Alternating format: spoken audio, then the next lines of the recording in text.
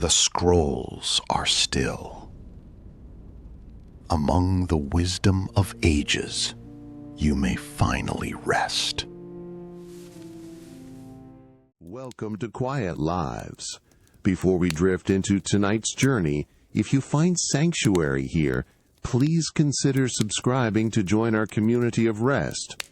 I would love to know which corner of the world you are finding peace in tonight, and what hour it is where you are. Feel free to share your story in the comments below. Now, let's begin. As you step through the heavy wooden door, the gentle warmth from the bronze oil lamps deepens around you, painting the edges of your private scriptorium in a soft, welcoming glow. The subtle scent of warmed olive oil from the wicks mingles with the ancient perfume of the room. You push the substantial door closed with a slow, deliberate movement, feeling the dense weight of the carved cedar wood resisting slightly before settling into its frame with a soft, muffled thud. The sound is immediately absorbed by the thick, richly patterned wool tapestries that adorn the walls, creating an instant cocoon of quiet.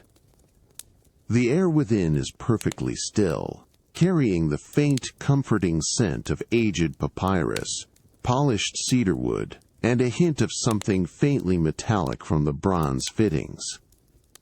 Your gaze drifts across the room, noting how the golden light spills from the finely crafted lamps, each one a miniature work of art, illuminating sections of scrolls neatly stacked on their tall, narrow shelves.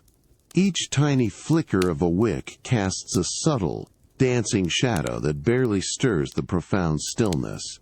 You begin to move across the cool, tessellated marble floor, each small, smooth tile, a distinct, polished surface, beneath the soft leather of your sandals.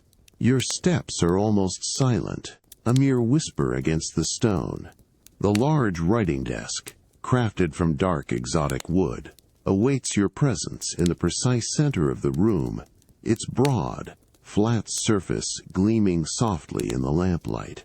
You reach out, your fingertips brushing the cool, dense plane of the desk, feeling its remarkable smoothness, the result of countless hours of careful polishing. It feels substantial, grounding. A single fresh papyrus roll lies unfurled, its creamy, fibrous surface inviting your immediate attention, a blank canvas awaiting the flow of your thoughts. You settle into the carved chair, the worn leather cushion yielding gently, slowly, to your weight. Before you, a small circular tray of polished bronze holds your essential implements, each piece carefully chosen for its quality and balance. A sharpened reed pen rests beside a small pot of rich black ink, its surface reflecting the lamplight like a dark, still pool. Next to these, a fine, smooth pumice stone awaits its purpose.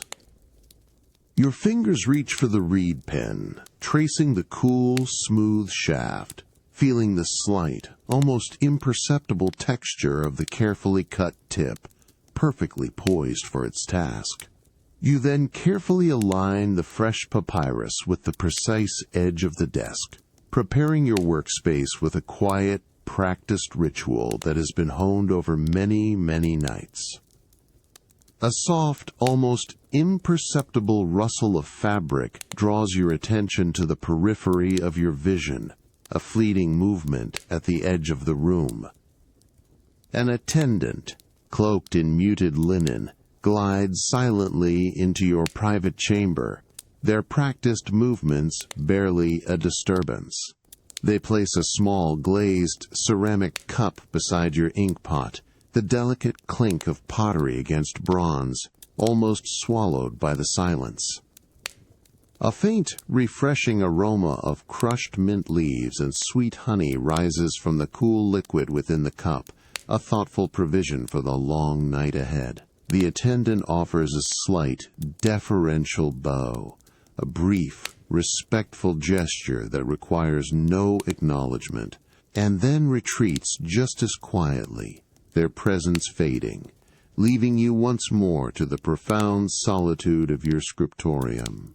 You take a slow, deliberate breath, allowing the unique, hushed quiet of this revered space to settle around you, feeling its ancient energy seep into your own calm. Your fingers, still resting on the cool, polished surface of the cedar desk, now gently separate from its expanse, drawn by a soft, almost magnetic pull toward a particular object at the corner of your vision. It is the new arrival, a scroll carefully encased, waiting for your touch in the dimming hours of this Alexandrian night. You extend your hand, your movements unhurried, toward a slender, cylindrical form resting on a small elevated stand beside your writing implements. This particular scroll is bound with a delicate yet sturdy length of finely woven linen, dyed a deep, rich indigo, signifying its unique provenance and importance. Your fingertips brush against the cool, smooth surface of its protective wooden case, crafted from a darker, denser wood than your desk, perhaps ebony, known for its enduring qualities. With utmost care, you lift the scroll, feeling its balanced weight in your palm, a testament to the quality of its contents. You bring it to the broad, open space directly before you on the desk, placing it down with a soft, almost inaudible whisper against the polished cedar. The scroll settles perfectly, its cylindrical form a quiet presence on the expansive wood, reflecting the warm glow of the oil lamps. Your gaze focuses on the indigo linen tie, its intricate knot, a small puzzle of fabric. Slowly, deliberately, your thumbs and forefingers work at the knot, feeling the fine, tight weave of the linen, the slight resistance of each strand as it loosens. The threads give way with a soft, almost imperceptible friction, a hushed sound that only you can truly notice in the profound quiet of the scriptorium.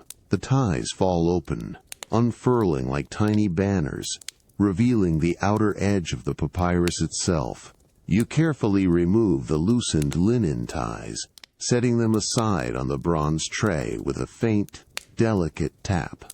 Then, with both hands, you begin the slow, measured process of unrolling the scroll. The papyrus, tightly wound, offers a gentle, subtle resistance, a quiet, papery, as the layers begin to separate. Your left hand holds the tightly rolled portion, while your right hand, slowly, meticulously, guides the outer edge to unfurl across the smooth, dark wood of the desk. Each movement is precise, unhurried, a practiced dance of preservation and revelation. A section of the ancient papyrus slowly reveals itself, its surface a creamy, almost golden hue, slightly darker with age than the fresh sheet you had prepared earlier. You notice the delicate, almost imperceptible fibers running horizontally across its grain, a subtle texture beneath your gaze. The script, a meticulous hand in deep, black ink, emerges into the lamplight, clear and elegant, promising forgotten knowledge. It is a rare text, one that has journeyed far to reach the Great Library, and now, your private study. You allow your eyes to trace the first few lines of the text, not yet reading for meaning, but simply appreciating the artistry of the strokes, the quiet dignity of the ancient words. The faint, earthy scent of the old papyrus rises gently, mingling with the cedar and warm olive oil, creating a rich, tranquil atmosphere that deepens the quiet of the night. You pause, the world outside this room fading, leaving only the soft glow, the quiet scroll, and the steady, calm rhythm of your own breath. The faint, earthy scent of the old papyrus still lingers gently in the air, a quiet counterpoint to the polished cedar. As your gaze drifts from the ancient script to the small, dark pot awaiting your attention on the bronze tray, the prepared papyrus lies patiently before you, a creamy expanse ready to receive your own careful hand. Your fingers reach for the small, round ink pot, crafted from a deep, lustrous obsidian, feeling its cool, dense weight. You lift it with a practiced ease, its smooth, polished surface reflecting the golden lamplight like a captured star. The pot, though small, feels substantial, a vessel of quiet importance. Beside it, on the same elegant bronze tray, rests a shallow, unglazed ceramic dish, slightly rough to the touch, and within it, a small, dark block of concentrated pigment, almost black, perfectly dry and awaiting transformation. You carefully place the obsidian ink pot to one side, then pick up the small, flat grinding stone, smooth and cool against your palm, its surface worn by countless hours of similar, deliberate motion. You hover it over the pigment block in the ceramic dish, feeling the subtle anticipation of the task. A small, delicate vial of pure distilled water, sourced from a distant, pristine spring, is uncorked with a soft, almost imperceptible pop, and a few precious drops are allowed to fall onto the pigment, wetting its surface with a soft, shimmering sheen. Now, with a slow, rhythmic motion, you begin to grind the pigment. The flat stone moves in gentle circles against the wetted block, a soft, hushed sound barely audible in the quiet room. Each rotation breaks down the ancient mineral, releasing its deep, rich color. You observe the water slowly darkening, transforming from clear droplets into a thick, velvety paste, a liquid night unfolding before your eyes. The subtle mineral scent of the finely ground pigment begins to rise, a dry, earthy whisper that hints at the deep earth from which it was carefully extracted.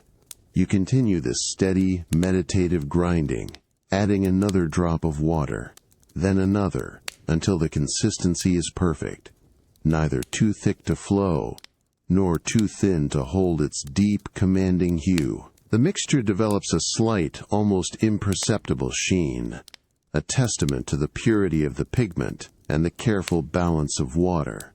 You pause, lifting the grinding stone, and observe the viscous, rich black ink clinging to its surface, a dark, gleaming jewel.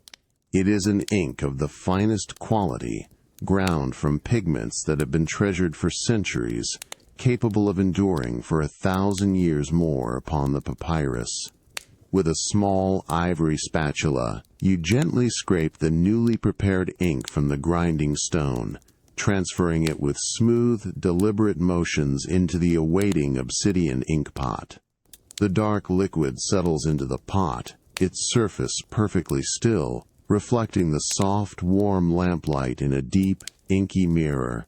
You arrange the reed pen, previously tracing the cool shaft, now poised and ready beside the freshly prepared ink.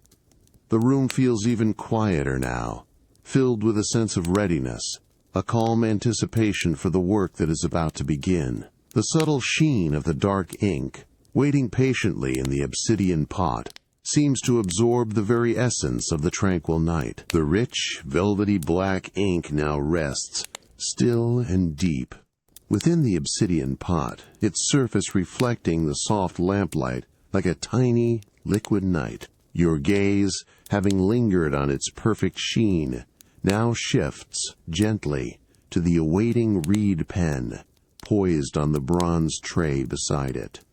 You reach for the reed, your fingers closing around its slender, hollow shaft. It feels cool and smooth against your skin, yet you can discern the faint, natural striations of its growth, a subtle texture beneath your touch. This is no ordinary writing implement, but a carefully selected and cured reed, chosen for its ideal flexibility and strength, a tool of precision. You turn it slowly in your hand, examining its tip, already cut to a basic point, but not yet perfectly sharp, not yet ready for the delicate dance across the papyrus. Your other hand moves deliberately to the small, flat, sharpening stone, A piece of finely grained basalt, dark and dense, that rests patiently on the far edge of your bronze tray. You lift it, feeling its cool, substantial weight, the finely honed grit of its surface, a familiar sensation. It is a stone that has seen countless reeds brought to perfection, its own surface slightly concave from years of patient use. You position it carefully on the desk, directly before you, ensuring it is stable. Now, with the reed pen held firmly but gently between your thumb and forefinger, you bring its tip to the surface of the basalt stone. The soft, golden light from the nearest oil lamp illuminates the precise point where reed meets stone. You begin to draw the reed across the stone, a slow, controlled motion, maintaining a consistent, shallow angle. The sound is a soft, gentle scrape, a hushed whisper of reed against stone, barely audible in the quiet room. Each stroke is deliberate, shaving away the fine fibers of the reed, revealing the fresher, paler core beneath. You rotate the reed slightly, ensuring an even bevel, a perfectly symmetrical point. The tiny, almost invisible shavings of reed curl away from the tip, falling silently onto the dark basalt, like miniature, pale crescent moons. You pause, holding the pen up to the lamplight, examining the nascent point, turning it slowly to catch the light from every angle. You can see the slight imperfections, the tiny fibers that still need to be coaxed into alignment. The air around you holds a faint, dry, almost grassy scent released from the freshly cut reed. You return the pen to the stone, repeating the gentle, rhythmic scraping motion, perhaps with a slightly lighter pressure, refining the tip further. The sound becomes even softer, a delicate asterisk SSSHHH asterisk that is almost absorbed by the stillness of the chamber. You are seeking that perfect balance of sharpness and resilience, a tip that will glide effortlessly over the papyrus, delivering the ink in a consistent, even flow, neither too thin nor too thick. The process is a meditation, a ritual of precision that prepares not just the tool, but also your own mind for the meticulous work ahead. Finally, you lift the reed pen one last time, holding it against the soft glow of the lamp. The tip is now exquisitely fine, a perfect, symmetrical point almost translucent at its very end. It gleams subtly in the golden light, ready. You gently run your thumb across the very, very edge of the tip, feeling its delicate sharpness, a testament to careful craftsmanship. The basalt stone, having served its purpose, rests quietly on the desk, its surface dusted with the pale, fine remnants of the reed.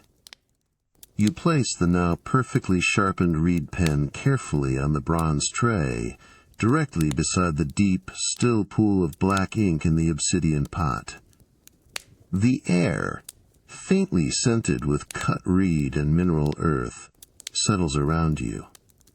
A quiet sense of readiness fills the scriptorium, a deep calm that hints at the long, productive night stretching out before you, inviting you to begin the careful work of inscription. The perfectly sharpened reed pen, now resting beside the deep pool of ink, seems to hum with a quiet readiness in the soft lamplight, waiting for your touch. The unfurled ancient papyrus scroll lies open on one side of your cedar desk, its venerable script a guide, while a fresh, smooth sheet of papyrus awaits your own inscription directly before you. With a gentle, almost imperceptible shift of weight, you extend your hand, your fingers closing around the slender shaft of the reed pen. You lift it with a practiced, steady hand, bringing its exquisitely fine tip toward the obsidian ink pot. The air is still, the only sound, the faint, distant, rhythmic flicker of a lamp wick in a far-off corridor, a sound so subtle it barely registers. Slowly, deliberately, you lower the pen's point into the rich black ink. There is no splash, no ripple, just a soft, almost soundless plink as the reed meets the viscous surface. You feel the cool, liquid embrace of the ink as it climbs the channels of the reed, saturating the fibers with its deep, dark essence. You hold it there for a moment, allowing the ink to fully absorb, ensuring a generous, even flow for the precise work ahead.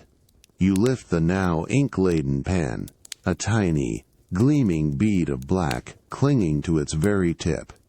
The light from the oil lamps catches this droplet, making it sparkle for a fleeting instant before it is absorbed back into the reed, leaving a dark, polished sheen. You bring the pen closer to the fresh, smooth papyrus sheet that lies before you, perfectly aligned on the cedar desk, its creamy surface inviting your touch. The papyrus feels cool and slightly fibrous beneath your fingertips, which gently steady the sheet at its edge, preventing any movement. Your eyes scan the blank expanse, mentally mapping the precise placement for the first delicate hieroglyph, a ritual of meticulous preparation before creation. With a slow, controlled breath, you lower the tip of the pen.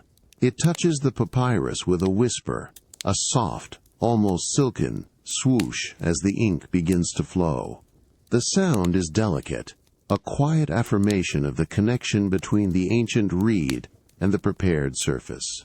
You feel the subtle texture of the papyrus fibers yielding beneath the pen's pressure, a gentle give that allows the ink to spread just so, without bleeding or blurring. The black ink, so recently prepared from ancient mineral pigments, now blossoms onto the creamy background, forming the first curve, the first precise line of an ancient symbol. It is a moment of profound concentration, where the world outside the small illuminated circle of your desk fades away entirely. Your hand moves with an elegant, practiced grace, guiding the pen to form the delicate outline of a seated scribe, a symbol of wisdom and knowledge. First, the strong vertical line for the body is drawn with a steady, unwavering stroke. Then, the softer, more rounded curve for the head follows, leading to the precise, tiny dot for the eye, conveying a sense of quiet observation. You carefully add the subtle details of the arm, bent at the elbow, and the small, accurate representation of the writing implement held in its hand. Each stroke is deliberate, each curve considered, ensuring the hieroglyph is not merely drawn, but imbued with its ancient meaning and dignity. The fresh ink glistens for a moment, catching the lamplight before it begins to subtly absorb, settling into the papyrus fibers. You lift the pen, allowing your gaze to rest upon the freshly inscribed hieroglyph. The black ink, now a deep, matte velvet, stands out in elegant contrast against the pale papyrus, a silent declaration of form. A faint, almost imperceptible scent of the drying ink, a subtle mineral note, rises gently to meet you, a grounding aroma. The quiet of the scriptorium deepens, punctuated only by the soft, rhythmic glow of the oil lamps, their light steady and unwavering. The delicate hieroglyph, freshly inscribed, now rests quietly on the smooth papyrus, its deep black ink subtly absorbing into the fibers, a testament to the careful work just completed. The soft, rhythmic glow of the oil lamps continues to cast a warm, steady light across your cedar desk, illuminating the ancient scroll on one side and the fresh sheet before you. You allow your gaze to linger for a moment longer on the perfectly formed symbol, feeling a quiet satisfaction in the precision of your hand.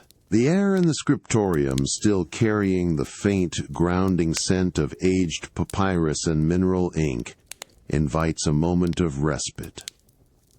Your eyes drift to the small silver goblet that an attendant had placed earlier, nestled quietly on your bronze tray, its polished surface catching and reflecting the warm lamplight in a subdued, elegant gleam. With a slow, deliberate movement, you extend your hand toward the goblet. Your fingers close around its cool, smooth surface, feeling the unmistakable chill of the finely wrought silver. The metal, though slender, holds a surprising, comforting weight in your palm, a testament to its craftsmanship. You lift the goblet with a gentle, unhurried grace, the subtle clink of its base against the bronze tray, a soft, almost whispered sound, quickly absorbed by the quiet tapestries on the walls. You bring the goblet closer, raising it slowly toward your lips. As it approaches, a delicate, refreshing aroma rises to meet you, a cool blend of crushed mint leaves and a hint of sweet honey carried on the subtle chill emanating from the liquid within. The scent is pure and clean, a welcome counterpoint to the earthy notes of the ink and papyrus. You pause, allowing the cool air from the goblet to brush against your skin, a gentle invitation to refreshment. The finely polished rim of the silver goblet touches your lips, feeling cool and smooth against them. You tilt the vessel gently, allowing a small, measured sip of the spiced water to flow into your mouth. The liquid is exquisitely cool, a refreshing contrast to the ambient warmth of the lamplit room.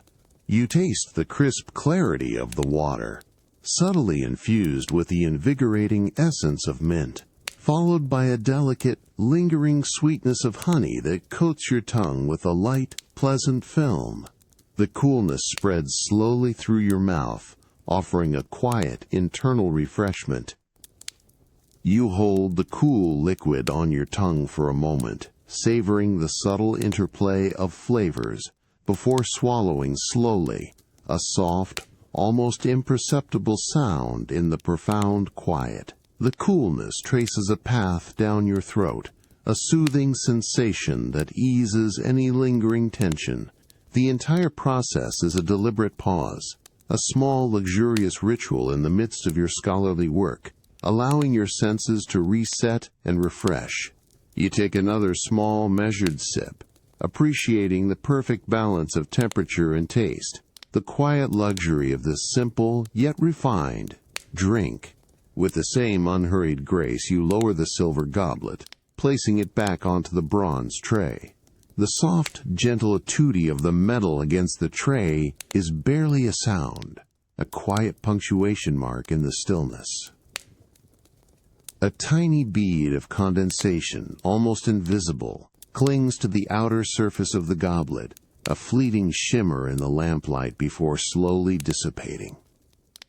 You rest your hands on the cool, smooth wood of the cedar desk once more, feeling the quiet calm settle back into your being. The refreshing coolness of the spiced water lingers gently within you, a subtle, internal echo of peace.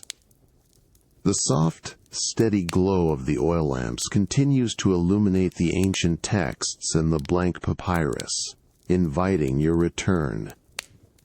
You feel a renewed sense of clarity and focus, a quiet readiness to continue your work in the serene, timeless embrace of the Great Library's night. The subtle fragrance of mint and honey now softly perfumes the air around your desk, a tranquil, comforting presence. The lingering coolness of the spiced water, a subtle sweetness on your tongue, gently guides your thoughts from the freshly inscribed hieroglyph on the papyrus. The quiet hum of the oil lamps, steady and warm, invites a shift in focus, a moment for personal study in the tranquil heart of your scriptorium. You slowly lift your hands from the smooth cedar of the desk, feeling the faint, cool imprint where your palms had rested. With a soft, deliberate movement, you push back gently from your carved chair, the worn leather cushion yielding with a barely audible creak before springing back into shape. Your sandals make only the softest whisper against the tessellated marble floor as you rise, turning away from the work surface towards the shadowed alcove where your most treasured personal scrolls reside. The air here, away from the direct lamplight, feels slightly cooler, yet still holds the familiar, comforting aroma of aged wood and ancient knowledge. You approach the tall, narrow shelves, crafted from a darker, richer cedar, their polished surfaces reflecting the indirect lamplight in muted gleams. Your eyes slowly scan the rows of scrolls, each one carefully housed in its own cylindrical case. Some are bound in fine, supple leather, dyed in shades of deep burgundy or forest green, their textures smooth and cool to the touch. Others are encased in polished ivory, their surfaces gleaming with an almost ethereal glow, or in exotic woods like acacia, subtly fragrant. You trace the tips of your fingers along the spines of a few cases, feeling the minute variations in their surfaces, the faint, almost imperceptible ridges of the carved wood, the smooth, cool density of the ivory, the soft, yielding warmth of the leather. Each scroll represents a unique journey of thought, a quiet promise of discovery. The subtle scent of these fine materials, a blend of cured leather, dry wood, and ancient parchment, drifts gently in the still air. Your gaze settles on a particular scroll, nestled slightly higher on a middle shelf. Its case is crafted from rare, dark olive wood, polished to a deep, resonant luster, and bound with fine, unbleached linen ties. The grain of the olive wood is intricate, a swirling pattern of darker and lighter hues, suggesting centuries of patient growth. You reach out, your fingers gently closing around the cool, smooth cylinder. You feel its unexpected weight, a pleasing density that speaks of substantial papyrus within. With careful precision, you ease the scroll from its resting place, a soft, almost imperceptible whisper of wood against wood as it slides free. The silence in the room seems to deepen, amplifying the quiet grace of your actions. Holding the chosen scroll securely in one hand, you turn slowly, retracing your steps across the cool marble floor. The soft whisper of your sandals returns, a gentle, rhythmic sound that accompanies your unhurried return to the large cedar writing desk. The lamplight on the desk seems to draw you back, a warm pool of illumination awaiting your presence. You approach the desk, its broad surface still holding the faint impressions of your recent work. The fresh papyrus with its single hieroglyph patiently awaiting its next mark. You carefully place the olive wood scroll case on the smooth, polished surface of the cedar desk, directly beside the obsidian inkpot. The gentle thud of the wood against the cedar is soft and deep, a settled sound. The intricate grain of the olive wood catches the golden lamplight, revealing subtle patterns as the scroll rests, a quiet promise of ancient words soon to be unveiled. The air holds its breath, it seems, in tranquil anticipation. The carefully selected olive wood scroll case now rests silently on your cedar desk, a quiet promise nestled beside the dark, still pool of ink. The subtle scent of aged papyrus and the faint mineral note of the ink mingle in the air, creating a rich atmosphere of scholarly peace. You feel a gentle inclination to rise, to stretch the quiet stillness of your limbs for a moment, before delving into the ancient text. With a soft, deliberate movement, you push back from your carved chair, the worn leather cushion murmuring a barely audible sigh as it releases your weight. Your sandals, previously whispering across the marble, are now slipped off with a smooth, unhurried motion, placed neatly beneath the desk. The cool, smooth surface of the tessellated marble floor greets your bare feet, a welcome sensation against your skin. Each polished tile, a distinct, cool plane, feels grounding and substantial. The shift from the soft cushion to the firm, cool stone is a subtle, yet profound transition, inviting a different kind of quiet awareness. You begin to pace, slowly and softly, within the intimate confines of your alcove, the same space where your personal collection of scrolls is housed. Your bare feet move with an almost imperceptible rhythm, a soft, hushed scuff against the polished marble, a sound so gentle it seems to be absorbed by the quiet tapestries on the walls. With each step, you feel the cool, unwavering temperature of the stone, a constant, soothing presence beneath your soles. The edges of the individual marble pieces, though finely joined, offer a subtle, almost imperceptible variation in texture, a quiet massage for your feet as you move.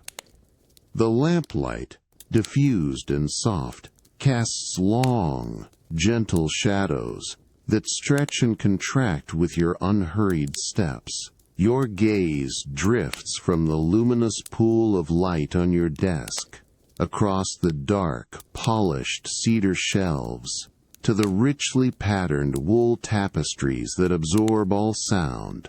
You notice the intricate dyes, the deep blues and earthy reds, woven into ancient geometric designs that seem to hold the very essence of time. The slight coolness of the air, away from the direct warmth of the lamps, brushes gently against your skin, a refreshing contrast. Each deliberate step is a moment of quiet contemplation, a gentle unwinding of the mind before the deep immersion in the scroll.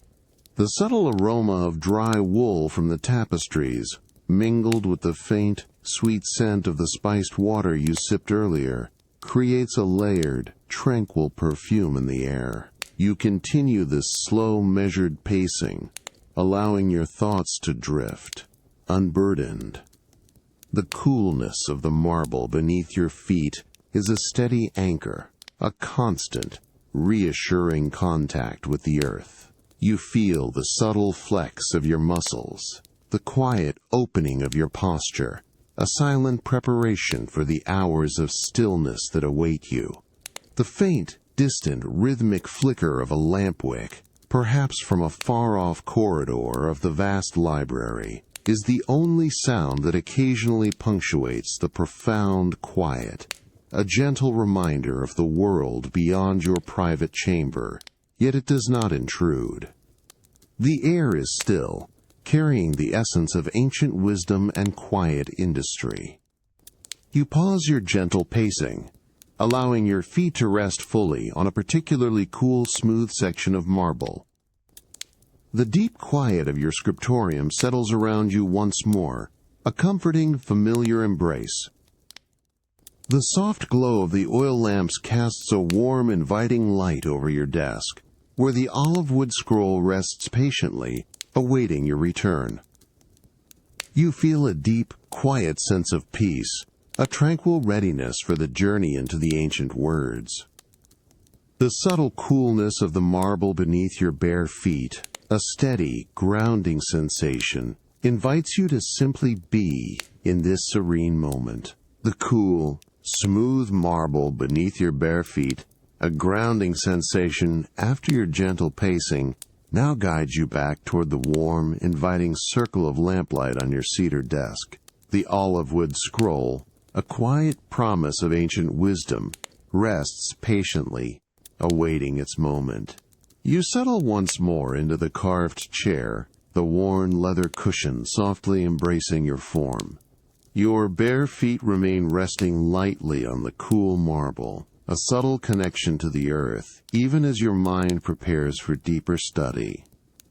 Your gaze sweeps across the polished surface of the cedar, noting the obsidian ink pot already filled with deep black ink, a tiny, still lake reflecting the golden glow. A sense of meticulous order begins to stir within you, a desire to arrange your tools with precision before embarking on the evening's work. With a slow, deliberate movement, you reach toward a small hidden compartment built into the side of the cedar desk, a private repository for your most cherished writing implements. Your fingers brush against the smooth, cool wood, feeling the faint, subtle grain beneath your touch. The compartment opens with a soft, barely audible click, revealing a collection of exquisitely crafted inkwells, each a small work of art. The air within the compartment, slightly cooler and still, carries the faint, sweet scent of polished beeswax and aged wood. You begin to select them, one by one, with an unhurried grace. First, you lift an inkwell carved from a deep, lustrous obsidian, its surface so intensely black it seems to absorb all light, yet also reflects the lamp's glow with a liquid sheen. You feel its surprising weight, the cool, dense stone, a substantial presence in your palm.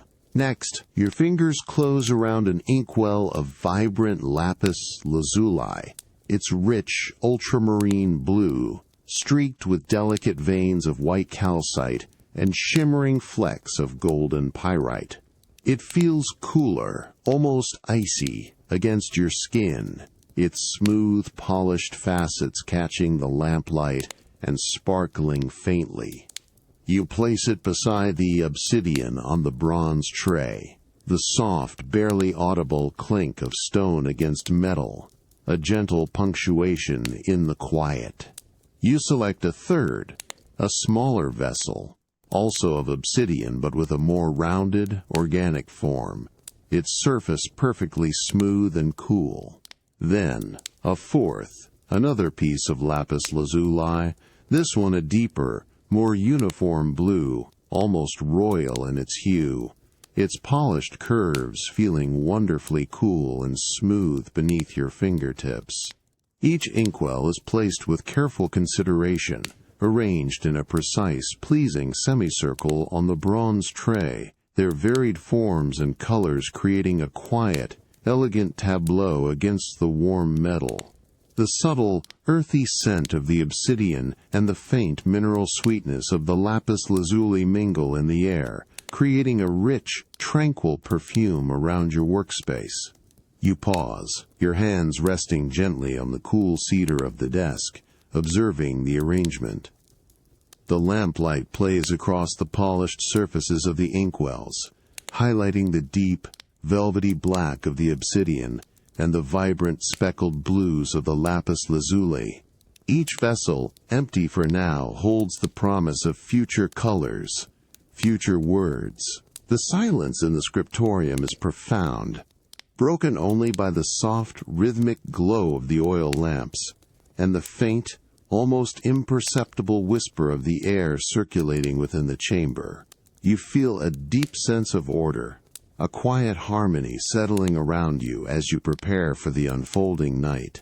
The cool, smooth weight of the obsidian and lapis lazuli inkwells perfectly arranged brings a sense of quiet satisfaction. The gentle light reflects from their polished surfaces, a calm and steady presence in the tranquil heart of your private scriptorium, inviting the next thoughtful action. The exquisitely arranged inkwells of obsidian and lapis lazuli gleam softly on your bronze tray, their cool, polished surfaces a testament to careful order.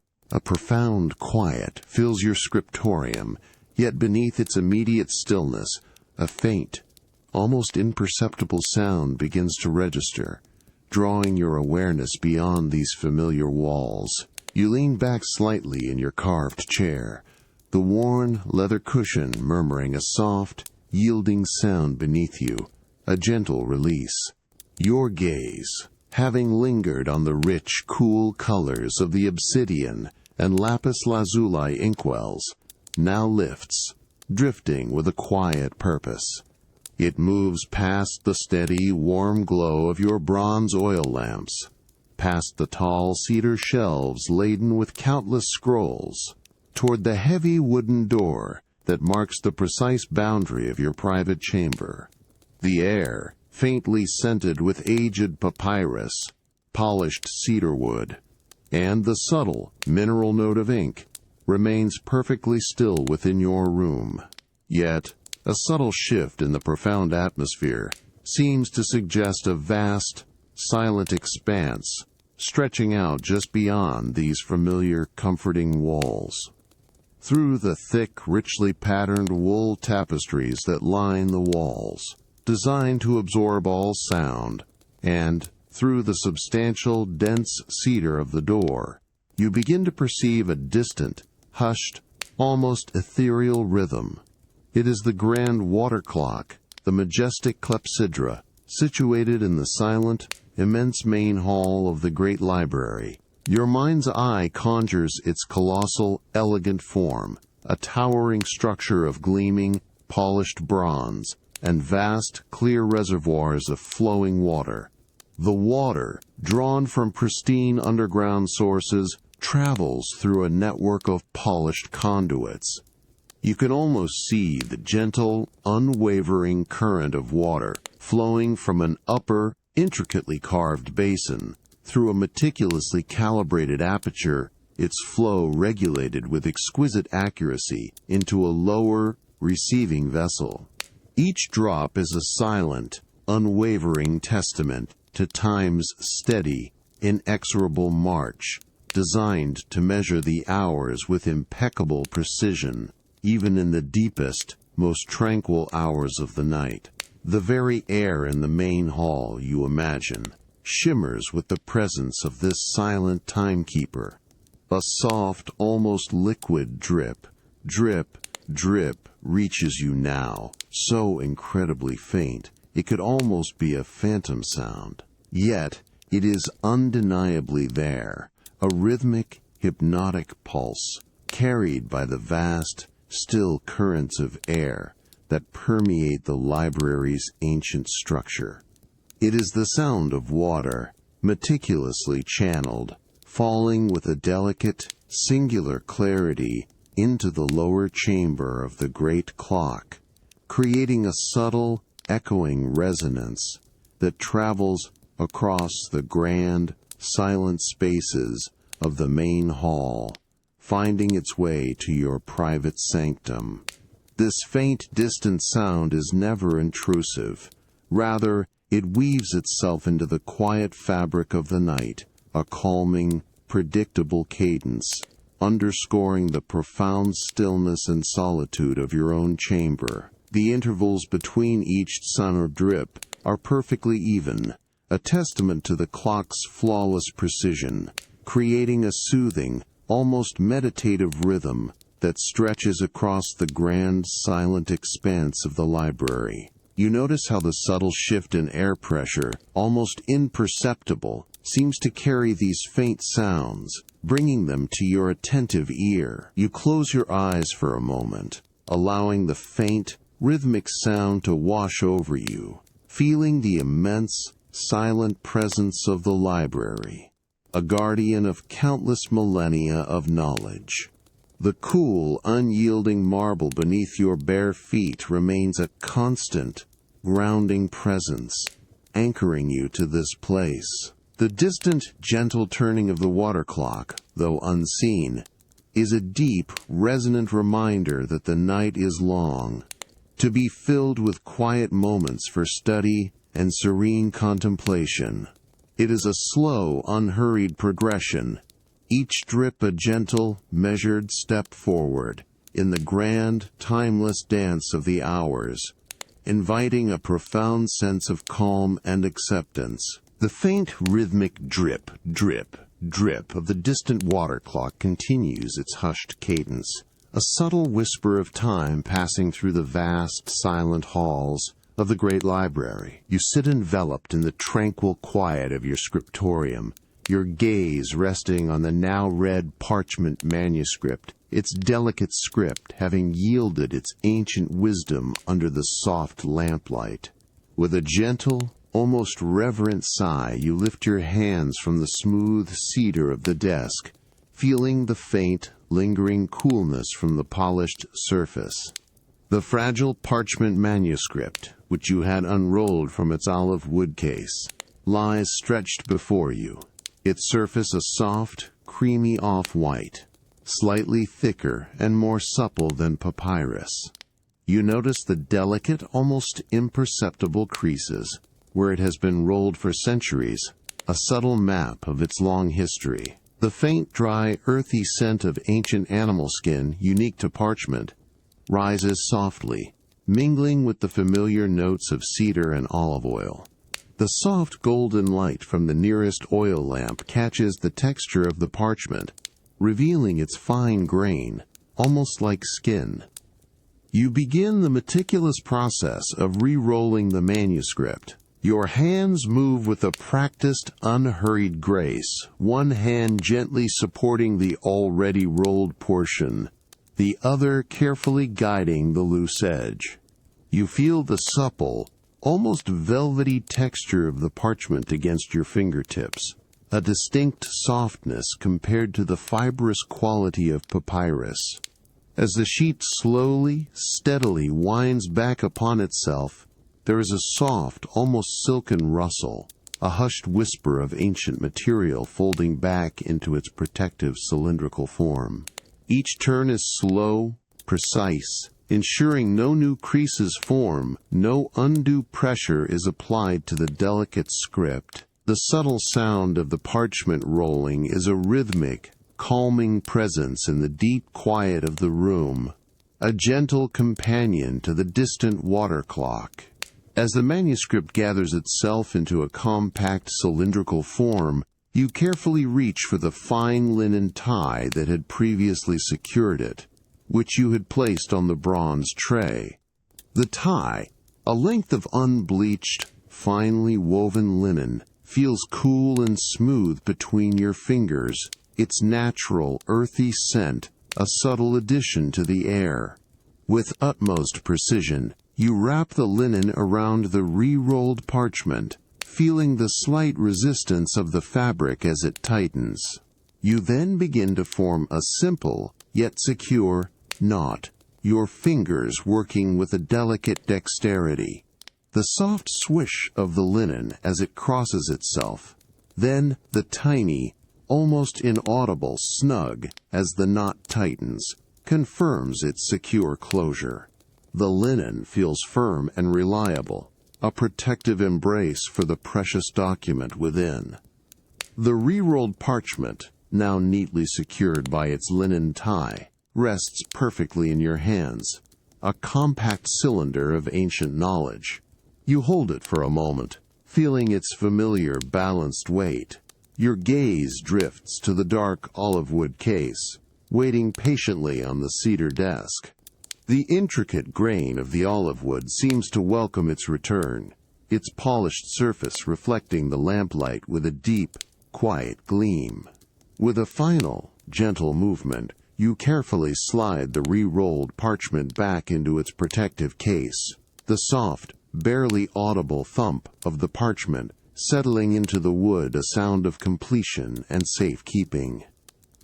The olive wood scroll case, now containing its precious re-rolled manuscript, rests securely on your desk.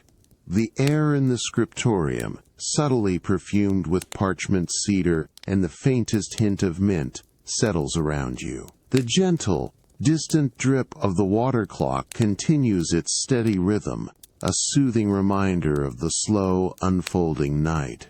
You feel a deep, quiet satisfaction in the careful preservation of this ancient text, a tranquil moment of guardianship in the profound stillness of the Great Library. The olive wood scroll case, now securely holding its ancient parchment, rests calmly on your cedar desk, a silent guardian of knowledge.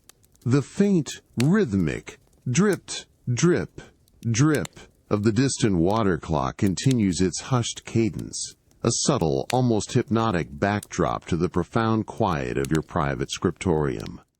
You lean back slowly in your carved chair, the worn leather cushion yielding with a soft, gentle sigh beneath your weight, inviting a moment of deep stillness.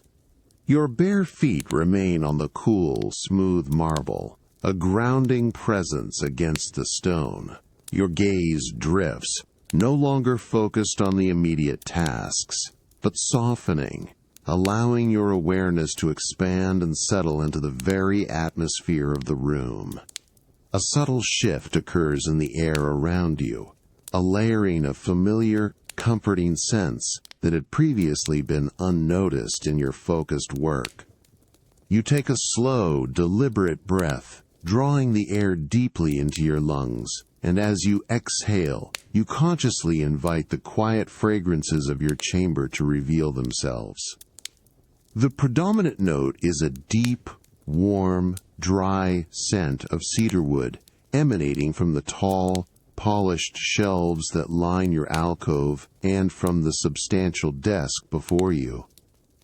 It is a scent that speaks of enduring strength and ancient trees, a clean, woody perfume that is both grounding and subtly uplifting.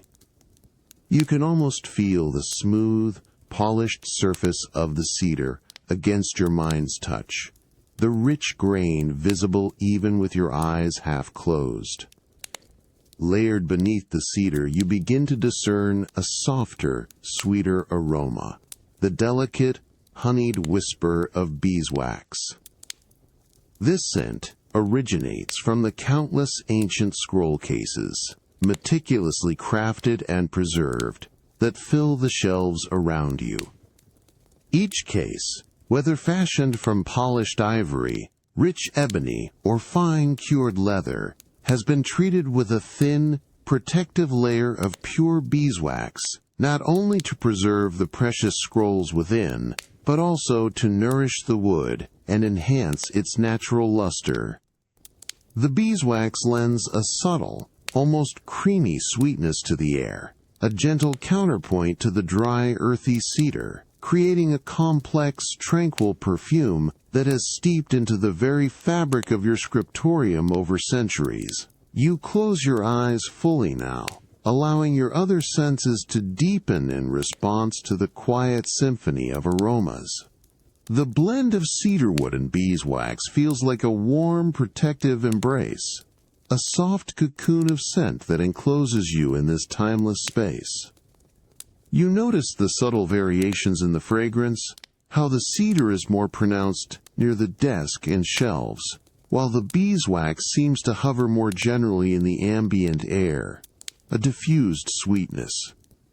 The coolness of the marble beneath your feet, the soft give of the leather cushion, and the faint, distant drip of the water clock all recede slightly, allowing the olfactory experience to take precedence. You remain in this quiet contemplation, simply breathing in the rich, comforting scents. The deep quiet of the scriptorium feels even more profound now, as if the air itself is heavier, richer, with the essence of time and preservation. The subtle sweetness of the beeswax and the grounding presence of the cedarwood wrap around you, a tranquil blanket of aroma that invites a deep sense of calm. You feel a quiet, profound connection to the countless scholars who have sat in similar chambers, surrounded by these same enduring scents, delving into the mysteries of ancient texts under the steady glow of oil lamps. The warm, dry scent of cedarwood and the soft, honeyed whisper of beeswax continue to gently fill your senses, a tranquil, comforting presence in the serene quiet. The soft, rhythmic glow of the oil lamps casts long, unwavering shadows, and the distant drip of the water clock continues its slow, steady rhythm, inviting a deeper sense of peaceful rest. The tranquil embrace of cedarwood and beeswax scent still lingers, a soft, warm blanket around you, as the distant, rhythmic drip of the water clock continues its hushed count of the hours. Your attention now gently shifts, drawn by the quiet duty of the night, towards the newly arrived texts, awaiting their formal entry into the Great Library's vast collection.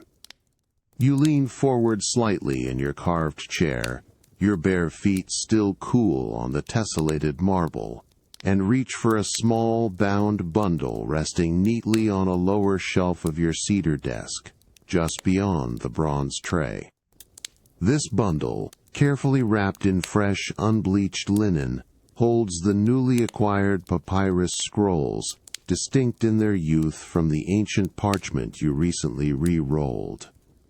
The linen feels crisp and cool beneath your fingertips as you lift the bundle, a subtle, almost imperceptible rustles of fabric accompanying the movement.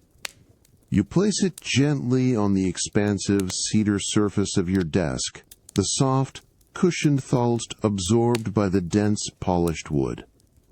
The air, already rich with the deep notes of cedar and the sweet whisper of beeswax, now gains a fresher, almost grassy undertone from the new materials.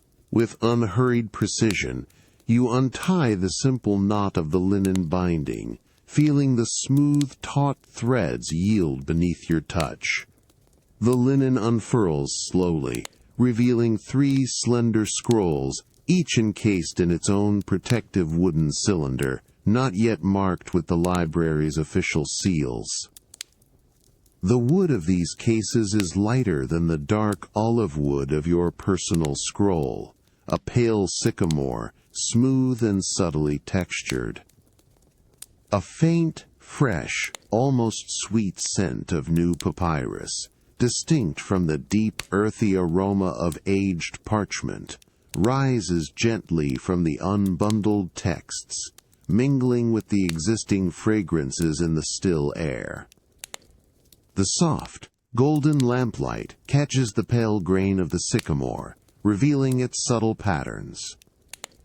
You then turn your attention to a small, polished wooden box nestled beside your arrangement of obsidian and lapis lazuli inkwells on the bronze tray. With a soft click, you lift its lid, revealing a pair of exquisite writing tools.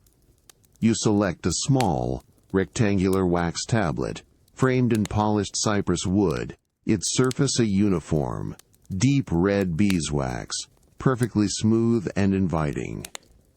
Its cool, yielding texture is a familiar comfort in your hand, a slight give beneath the pad of your thumb.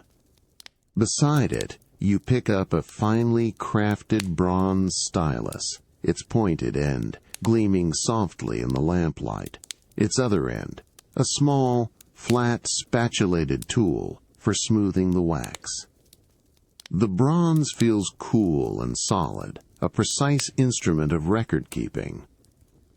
You carefully pick up the first of the newly arrived scrolls, easing it from its sycamore case with a soft whisper of papyrus against wood. You unroll a small section, just enough to reveal the colophon, the final lines where the scribe has meticulously noted its origin. Your eyes diligently trace the precise script, discerning the city of its creation, perhaps a distant, sun-drenched city on the Nile, or a bustling port on the Aegean Sea. You note the name of the patron who commissioned it, the specific year of its completion, and the careful details of its initial journey across the ancient world. The faint, fresh scent of the new papyrus is more pronounced now, a cleaner, almost sweet aroma compared to the deep, resonant scent of the ancient text you studied earlier. With a steady hand, you bring the bronze stylus to the smooth red beeswax surface of the tablet. The pointed end presses gently into the wax, and with a soft, almost hushed scratch, you begin to inscribe the relevant details of the scroll's provenance.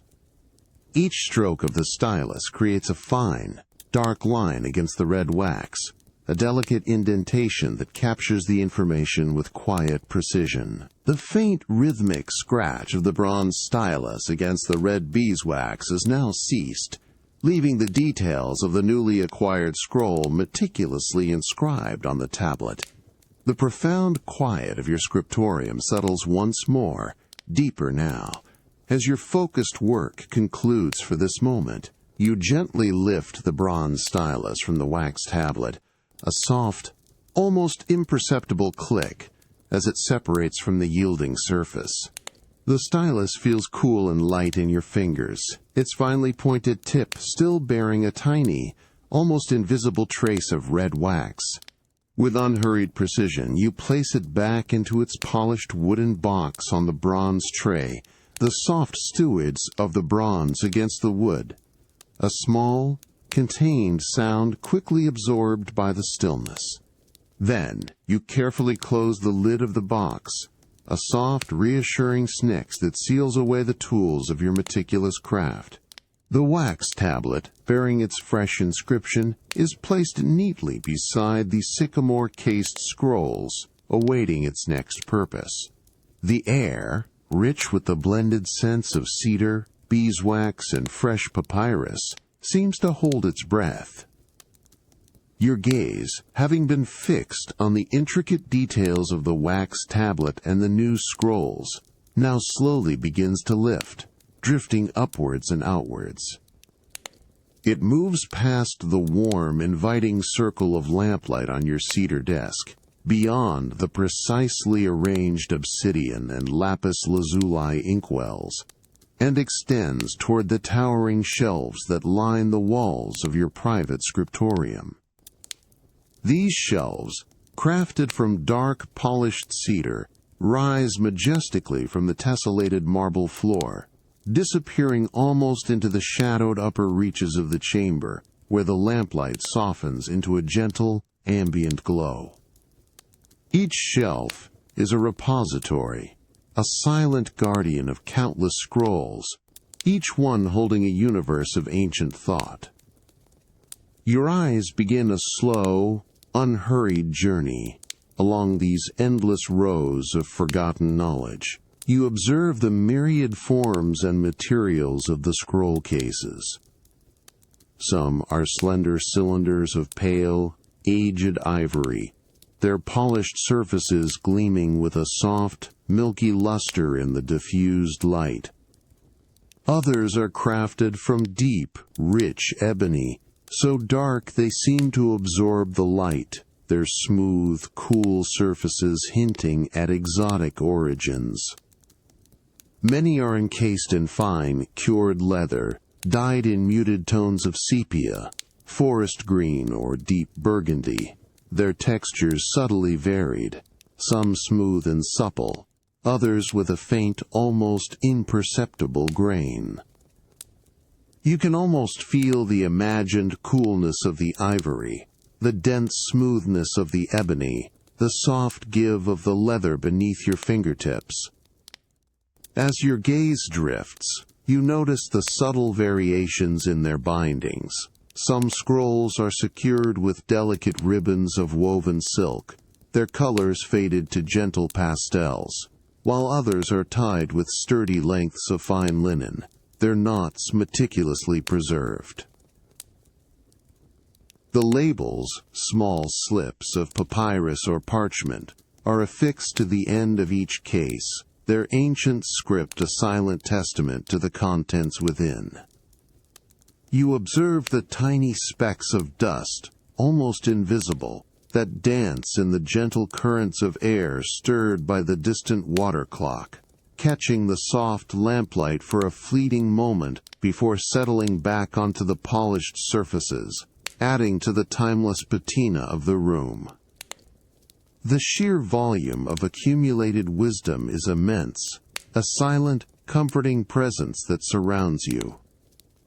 The faint, rhythmic drip, drip, drip of the water clock, a constant, hushed cadence from the main hall, seems to underscore the profound stillness of your chamber.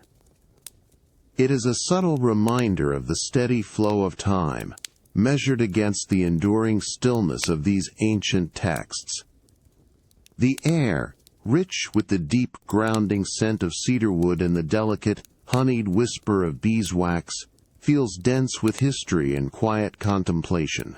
You feel a deep, expansive sense of calm, a tranquil awareness of being a small, yet significant, part of this vast, silent ocean of knowledge. The profound quiet of your scriptorium still holds the lingering sense of cedarwood and beeswax, a warm, comforting embrace. Your gaze, having drifted along the towering shelves of ancient knowledge, now gently returns to the immediate, inviting circle of warm, golden light cast by the oil lamps on your cedar desk, deep in the tranquil Alexandrian night.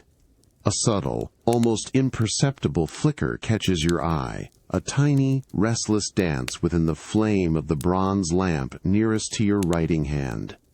It is a minor distraction, a slight imperfection in the steady illumination, and a quiet instinct prompts a gentle, careful adjustment. The air, rich with the blended fragrances of the library, carries the faint, sweet perfume of warmed olive oil from the burning wicks, a familiar and grounding aroma that deepens the sense of peace. The distant, rhythmic drip, drip, drip of the great water clock continues its hushed cadence, a constant, soothing pulse in the vast silence. With a slow, unhurried movement, your hand reaches toward a small, meticulously crafted bronze tool resting on your bronze tray, nestled among the obsidian and lapis lazuli inkwells. This is your wick trimmer, a slender, elegant instrument with a finely pointed tip and a small, delicate scoop. Your fingers close around its cool, smooth shaft, feeling the substantial yet refined weight of the polished bronze.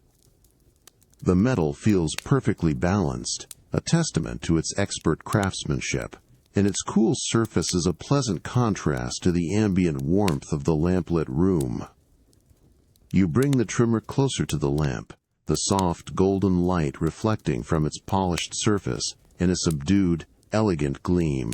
You position the trimmer with deliberate precision, its fine point hovering just above the lamp's wick. The flame, a slender, vibrant tongue of orange and yellow, dances gently, casting subtle, shifting shadows across the papyrus and the smooth cedar desk. With the utmost care, you gently insert the pointed tip of the bronze tool into the base of the wick, pushing it just a fraction of a millimeter deeper into the pool of pure olive oil. There is a soft, almost inaudible snick as the wick yields, a delicate friction of burnt fiber against metal, a sound that is immediately absorbed by the profound stillness of the room. You watch intently as the flame responds, its restless dance quieting, settling into a more stable, slightly taller, and noticeably brighter glow. The transformation is immediate and subtle. The previously flickering light now holds steady, a constant, unwavering beacon. The shadows that had been subtly twitching on the richly patterned wool tapestries and across the polished surfaces of the inkwells now deepen and lengthen with a newfound stillness, becoming more defined, more tranquil. The air around the lamp feels a touch warmer, a gentle emanation from the more efficient flame. You observe the tiny, almost invisible tendrils of smoke that had previously curled upward, now almost entirely absent, a sign of a perfectly burning wick. The scent of warmed olive oil becomes clearer, purer, a clean, inviting aroma that permeates your immediate workspace, a delicate perfume of diligent work. You slowly withdraw the bronze wick trimmer, its work complete. With a final, gentle touch, you place it back onto the bronze tray, a soft, almost imperceptible tap of metal against metal. The newly steady flame casts a serene, unwavering light over your desk, illuminating the ancient texts and the fresh papyrus with a gentle, consistent glow.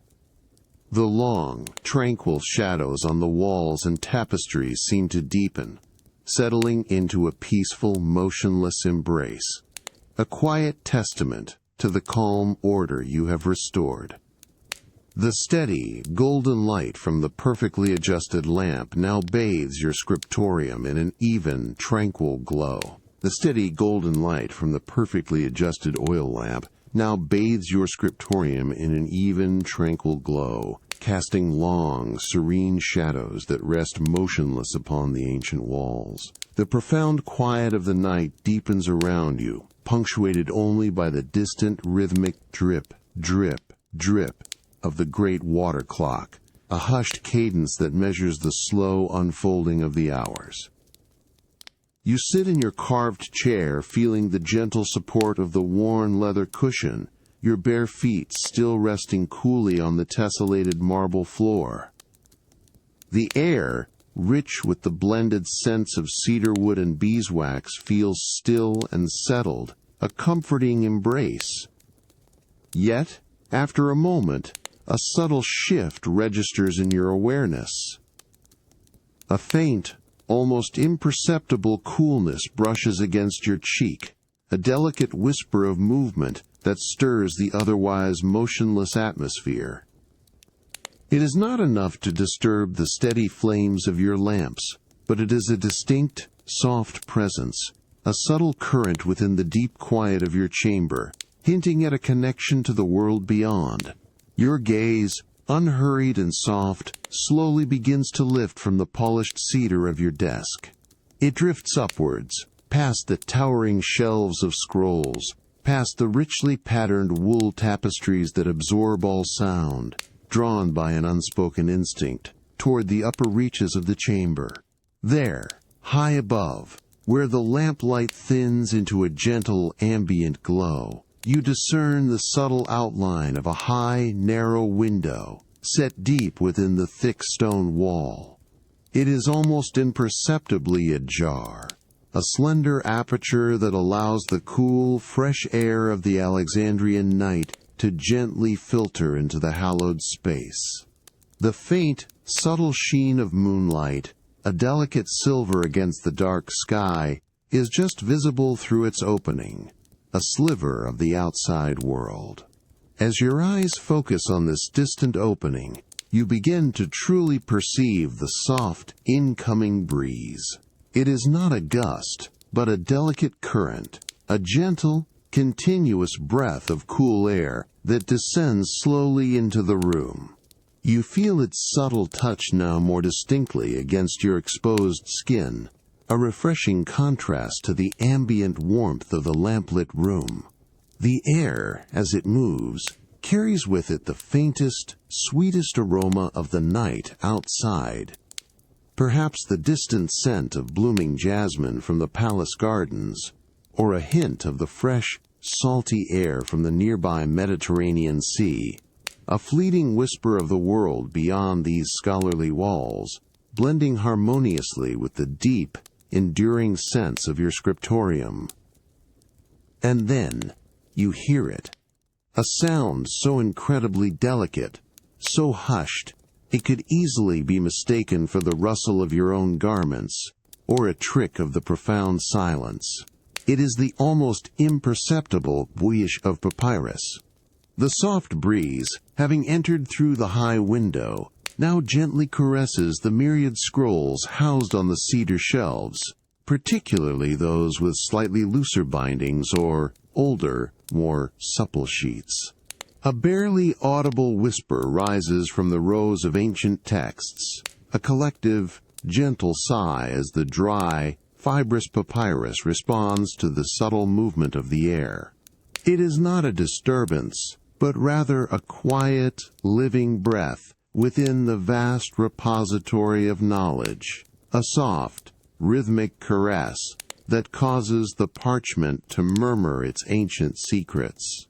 You close your eyes, allowing this delicate symphony of senses to wash over you, the cool, gentle touch of the breeze against your skin, the faint, sweet scent of the night air, and the incredibly soft, almost silken rustle of the papyrus, all blend together. The rhythmic drip of the distant water clock continues its steady, hypnotic beat, weaving itself into this subtle tapestry of sound and sensation.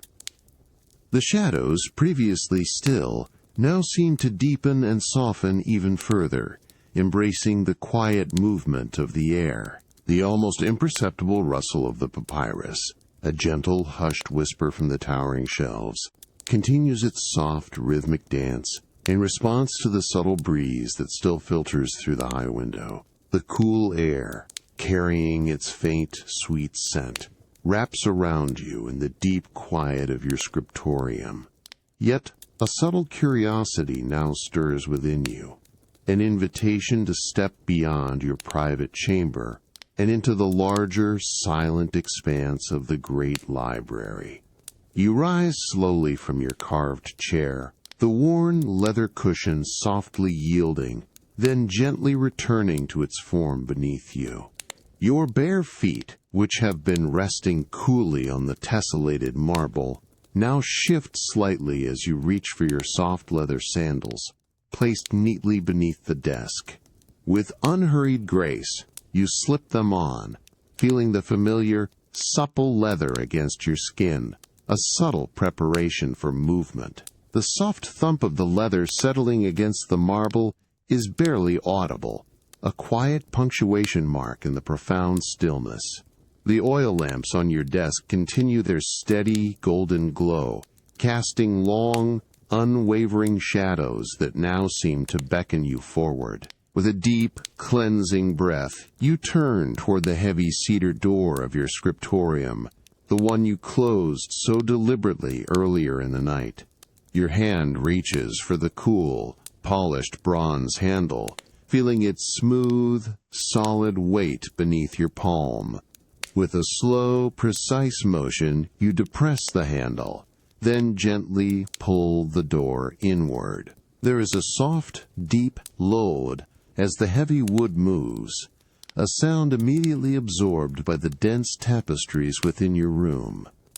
As the door opens, the air beyond feels distinctly cooler, fresher, carrying a faint, clean scent of stone and open space, a subtle contrast to the concentrated aromas of your private study. You step through the threshold, your sandals whispering softly on the cool, vast marble floor of the deserted reading gallery. The immense space stretches out before you, seemingly endless in the subdued light of the scattered, distant oil lamps. The sheer scale of the hall is breathtaking in its quietude, its towering columns of polished granite reaching upwards into the shadowed vaults of the ceiling, where the light struggles to reach. The air here feels vast and still, carrying only the faintest, most distant echo of the water clock's rhythmic drip. Drip. Drip. A sound so attenuated it is almost swallowed by the cavernous silence. No other scholars or attendants are present. The gallery is entirely yours, a silent, grand expanse awaiting your solitary presence. Your gaze descends, drawn by the subtle shimmer of the floor beneath your feet. It is not the simple tessellated marble of your scriptorium, but a magnificent mosaic composed of countless tiny stone and glass tesserae, meticulously laid to form intricate patterns. You begin to walk slowly, deliberately, across this ancient artwork, your steps soft and measured, barely disturbing the profound quiet. The coolness of the mosaic tiles permeates the thin leather of your sandals, a constant, grounding sensation. As you move, the soft, diffused light from the distant lamps shifts, causing the subtle colors of the mosaic to reveal themselves. Deep blues, earthy reds, soft creams, and glinting specks of gold, all woven into complex geometric designs and stylized depictions of the Nile's flora and fauna. You pause, standing at the center of a particularly elaborate section of the mosaic, its patterns swirling beneath your feet like a frozen, ancient river. You bend slightly, allowing your eyes to trace the precise edges of the individual tesserae, feeling the minute, almost imperceptible variations in their smooth, polished surfaces. Each tiny piece of stone or glass, cool and hard, contributes to the grand, unified design, a testament to the patience and skill of long-vanished artisans. The intricate patterns of the mosaic floor, a silent tapestry of ancient artistry, still hold your gaze in the deserted reading gallery. Its cool, polished tesserae, a grounding presence beneath your sandals. The vast, cool air of the hall, carrying the faintest whisper of the night outside, envelops you, and within this profound stillness, a more intimate sensation begins to register, a quiet awareness of the fine linen draped against your skin. You stand quietly, your body subtly adjusting to the vastness of the empty hall, the diffused lamplight from distant sources casting long, gentle shadows that stretch and sway with the imperceptible shifts in the cool air. The distant rhythmic drip, drip, drip of the great water clock continues its hushed cadence, a constant soothing pulse that seems to weave itself into the very fabric of the silence. It is in this settled quiet that you become acutely aware of the smooth, cool texture of your linen tunic, a garment of the finest weave, resting against your skin. A faint, almost ethereal coolness, carried by the subtle currents of air moving through the expansive gallery, brushes against your exposed arms and neck. This delicate touch immediately highlights the contrast with the linen, which feels like a second skin, a layer of calm comfort. You notice the way the fabric, a pristine, unbleached white, falls with a soft, fluid drape from your shoulders, its weight almost imperceptible. Your fingers, relaxed at your sides, gently brush against the folds of the tunic, feeling its remarkable fineness, the individual threads so tightly woven that the surface is almost silken to the touch, yet undeniably linen in its crisp, clean character. The subtle friction of the fabric against itself as you make the slightest shift in posture creates a barely audible swish, a hushed whisper that only you can perceive in the deep quiet. You take a slow, deep breath, and as your chest expands you feel the smooth, cool linen stretch and then settle back against your skin. It is a sensation of effortless comfort, a testament to the quality of the fabric and the skill of its weavers. The linen, carefully cultivated and processed, is renowned for its breathability and its ability to remain cool, even in the warmth of the Alexandrian climate. In this cool, silent night, it offers a gentle, refreshing embrace, a constant, soothing presence. You can discern the subtle, earthy scent of the clean linen, a faint, natural aroma that speaks of sun-drenched fields and skilled hands, a grounding fragrance that blends harmoniously with the clean scent of ancient stone from the hall. As you stand in quiet contemplation, the feeling of the linen against your skin becomes a central anchor for your awareness. You notice how it clings softly in some places, particularly across your shoulders and back, and how it flows freely in others, around your legs as you make the slightest, almost imperceptible adjustment to your stance. The fabric is a continuous, cool caress, a gentle, unwavering presence that wraps you in a cocoon of tranquility. The diffused lamplight, reflecting softly off the smooth, unblemished surface of the linen, seems to absorb any harshness, softening the lines of your form and deepening the sense of peaceful stillness around you. The profound quiet of the deserted reading gallery holds you gently, and the cool, smooth texture of your linen tunic against your skin is a constant, soothing sensation, a quiet comfort in the heart of the ancient library. The distant, rhythmic drip of the water clock continues its hushed count, and the long, tranquil shadows rest motionless, inviting a deeper, unhurried sense of peace as the night slowly unfolds around you. The cool, intricate mosaic beneath your sandals continues its silent, ancient embrace in the vast, deserted reading gallery. After a moment of quiet contemplation, a gentle inclination guides you toward a more intimate space within this grand hall. A small, polished table awaiting your solitary study. Your sandals whisper softly across the cool mosaic, the faint, a hushed accompaniment to your measured steps. You approach a smaller alcove, where a finely crafted cedarwood table, smooth and dark, stands ready for individual study. A single, slender bronze lamp, similar to those in your scriptorium but slightly taller, casts a focused golden pool of light upon its surface, illuminating an empty, worn leather chair. The air here feels slightly warmer, more concentrated than the vast expanse of the gallery, carrying a faint, refined scent of aged wood and beeswax.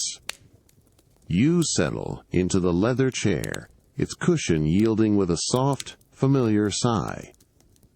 On the center of the table, carefully placed on a small, elevated stand of polished ebony, rests a beautifully bound codex, distinct from the scrolls you usually handle. Its covers are thick, of richly dyed deep crimson leather, embossed with subtle, intricate patterns that speak of distant lands and ancient artistry. Your fingers gently trace the cool, smooth surface of the leather, feeling the raised patterns, a whisper of texture beneath your touch.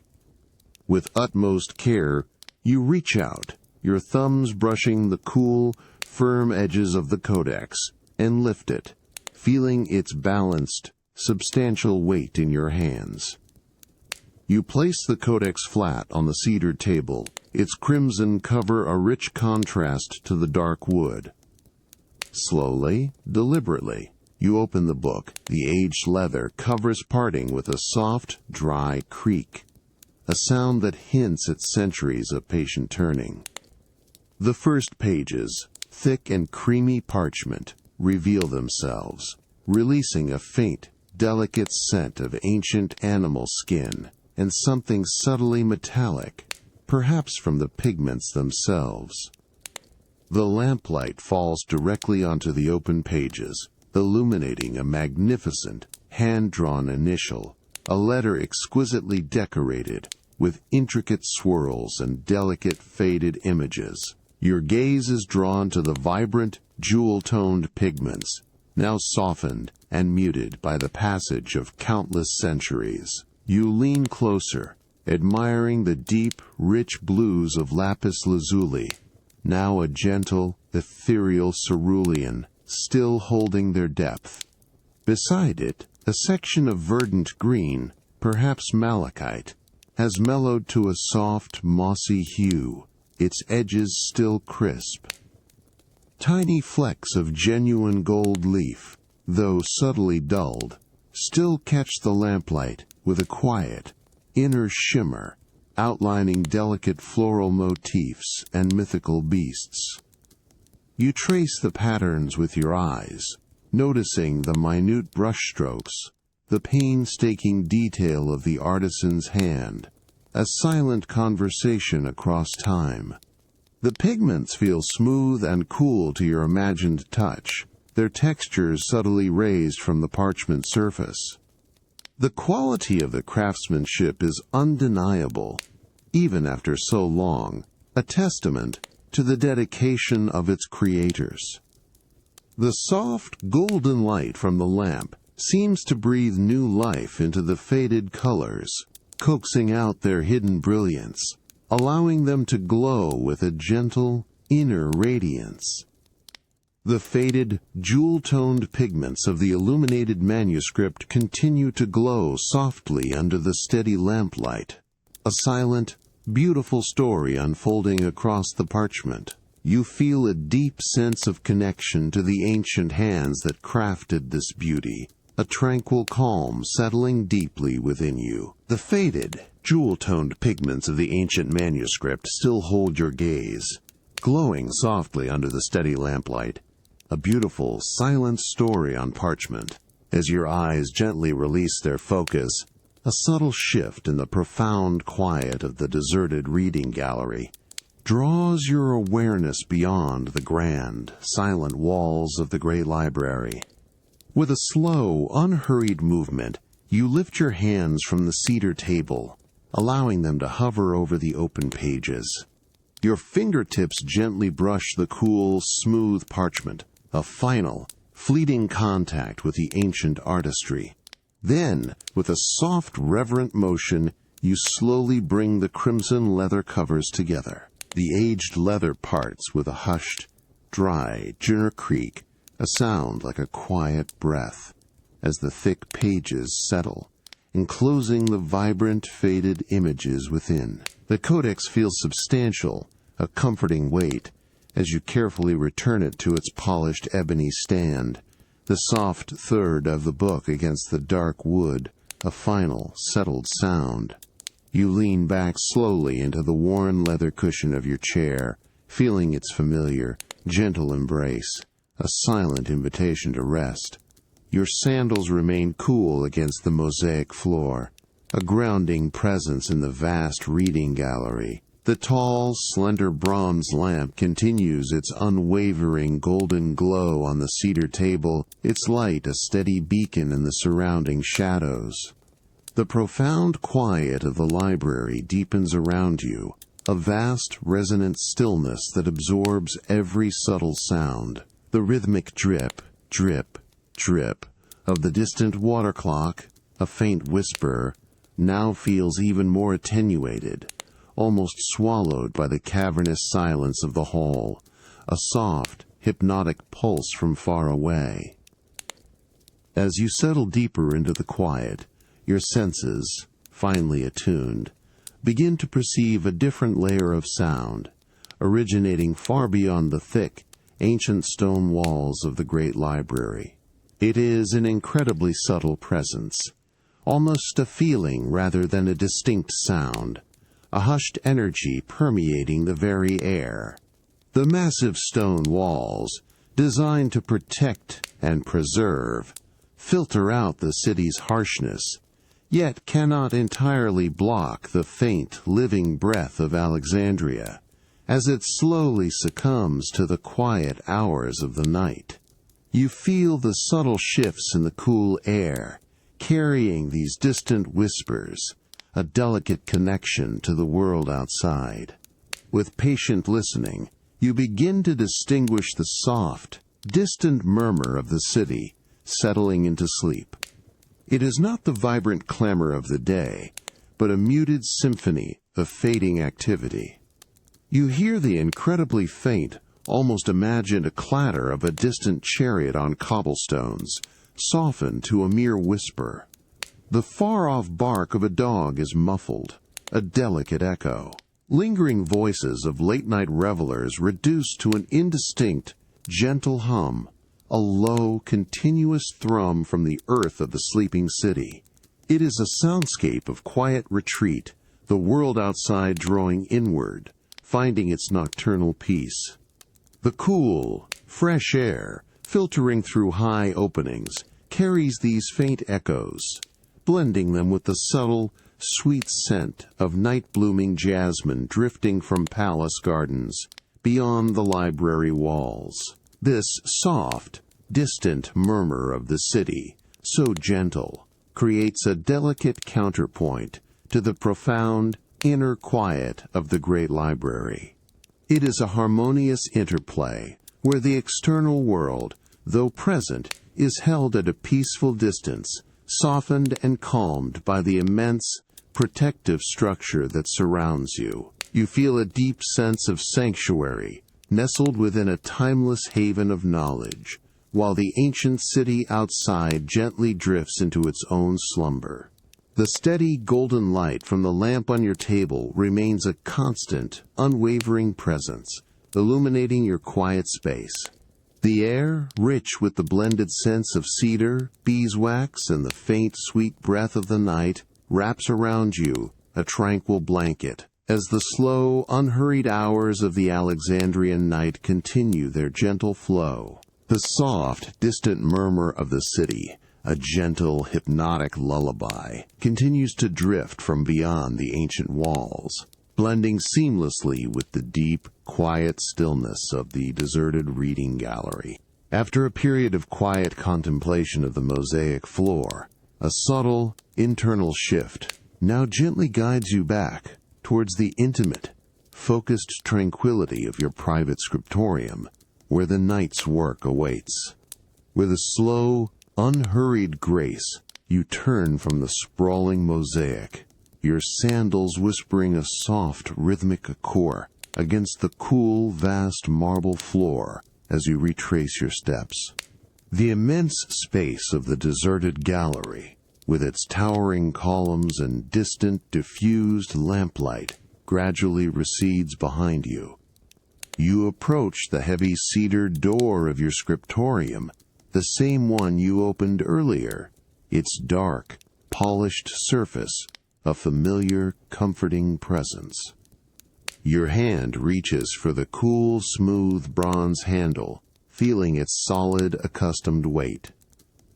With a gentle, deliberate movement, you pull the door inward, and it closes with a soft, deep thud, instantly sealing you back into the profound, quiet, and warm, concentrated light of your personal chamber.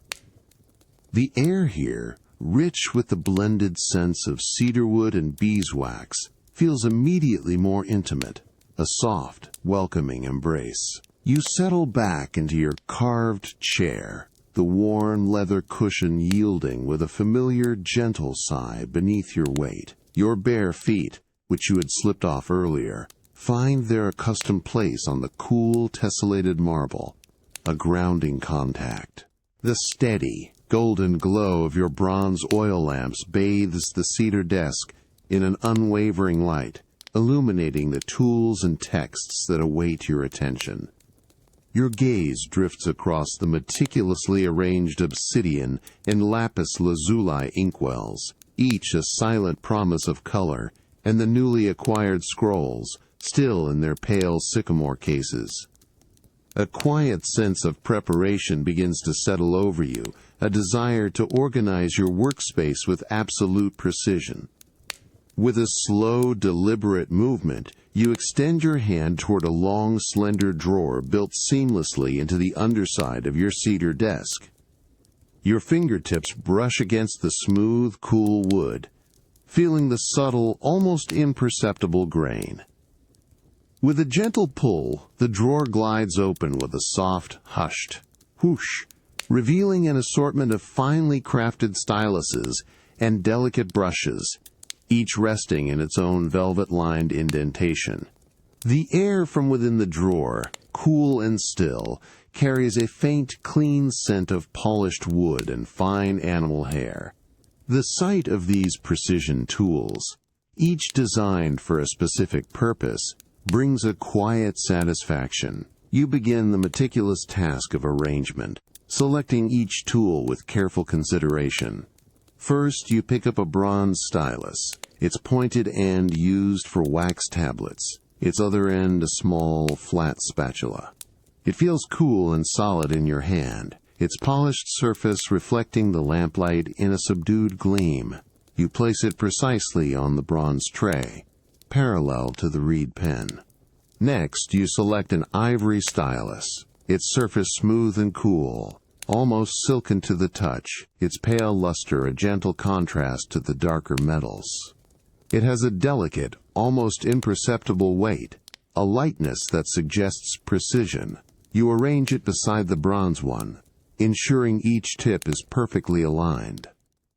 Then, Your fingers move to the brushes. You lift a slender brush with a handle of polished dark wood, perhaps ebony. Its bristles incredibly fine and soft, made from the delicate hairs of a desert gerbil. You feel the exquisite softness of the bristles against the pad of your thumb, a gentle, feathery touch. There is no sound as you place it down, only the soft, almost imagined whoosh of air.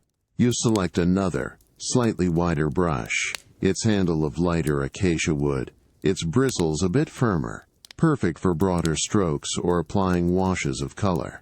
The precisely arranged styluses and brushes gleam softly on your bronze tray, their cool surfaces reflecting the steady lamplight, a silent promise of careful work to come. The profound quiet of your scriptorium, deepened by this meticulous order, now softens further as a subtle shift in the ambient light draws your gaze beyond your immediate workspace.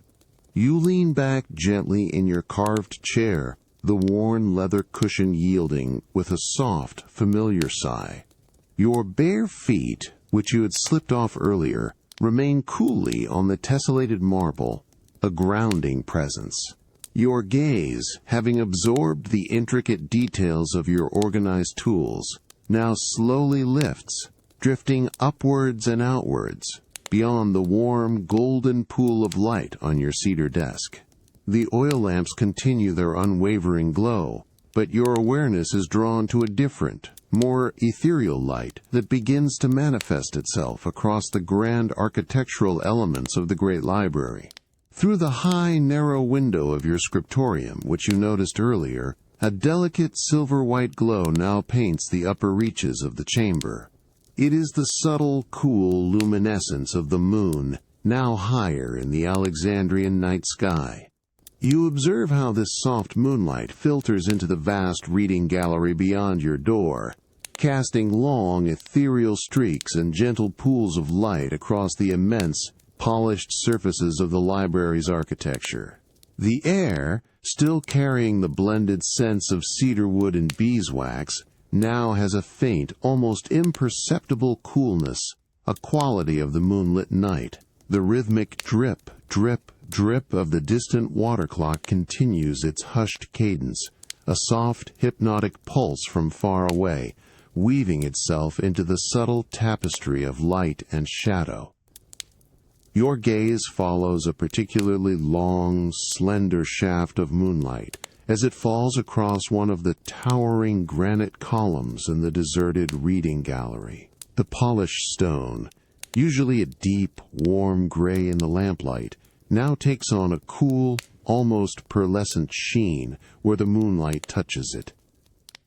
You notice how the subtle imperfections in the ancient stone, the tiny fissures and smoothed edges, are highlighted by this silver light, creating delicate patterns of shadow and gleam. The colossal column seems to absorb the light, radiating a soft, inner luminescence that contrasts beautifully with the deeper shadows that cling to its fluted surfaces. You can almost feel the cool, solid strength of the granite, a silent, enduring sentinel in the vast hall. The moonlight then drifts across a section of the majestic mosaic floor, the same intricate artwork you contemplated earlier, where the lamplight had brought out the earthy reds and deep blues. The moonlight now bathes the tesserae in a soft silvery glow, transforming the colors into more muted, ethereal tones.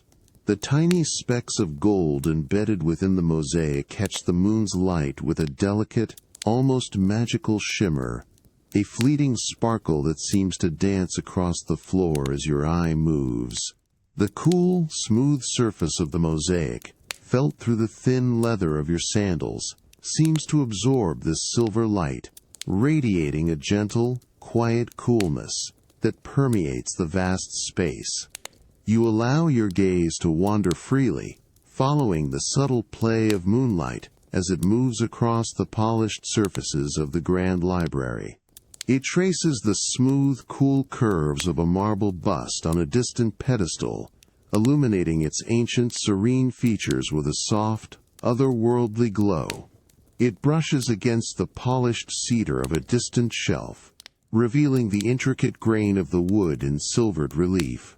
The light is not harsh, but gentle and diffused, softening all edges, deepening all shadows, creating a profound sense of quiet beauty and timelessness within the immense structure.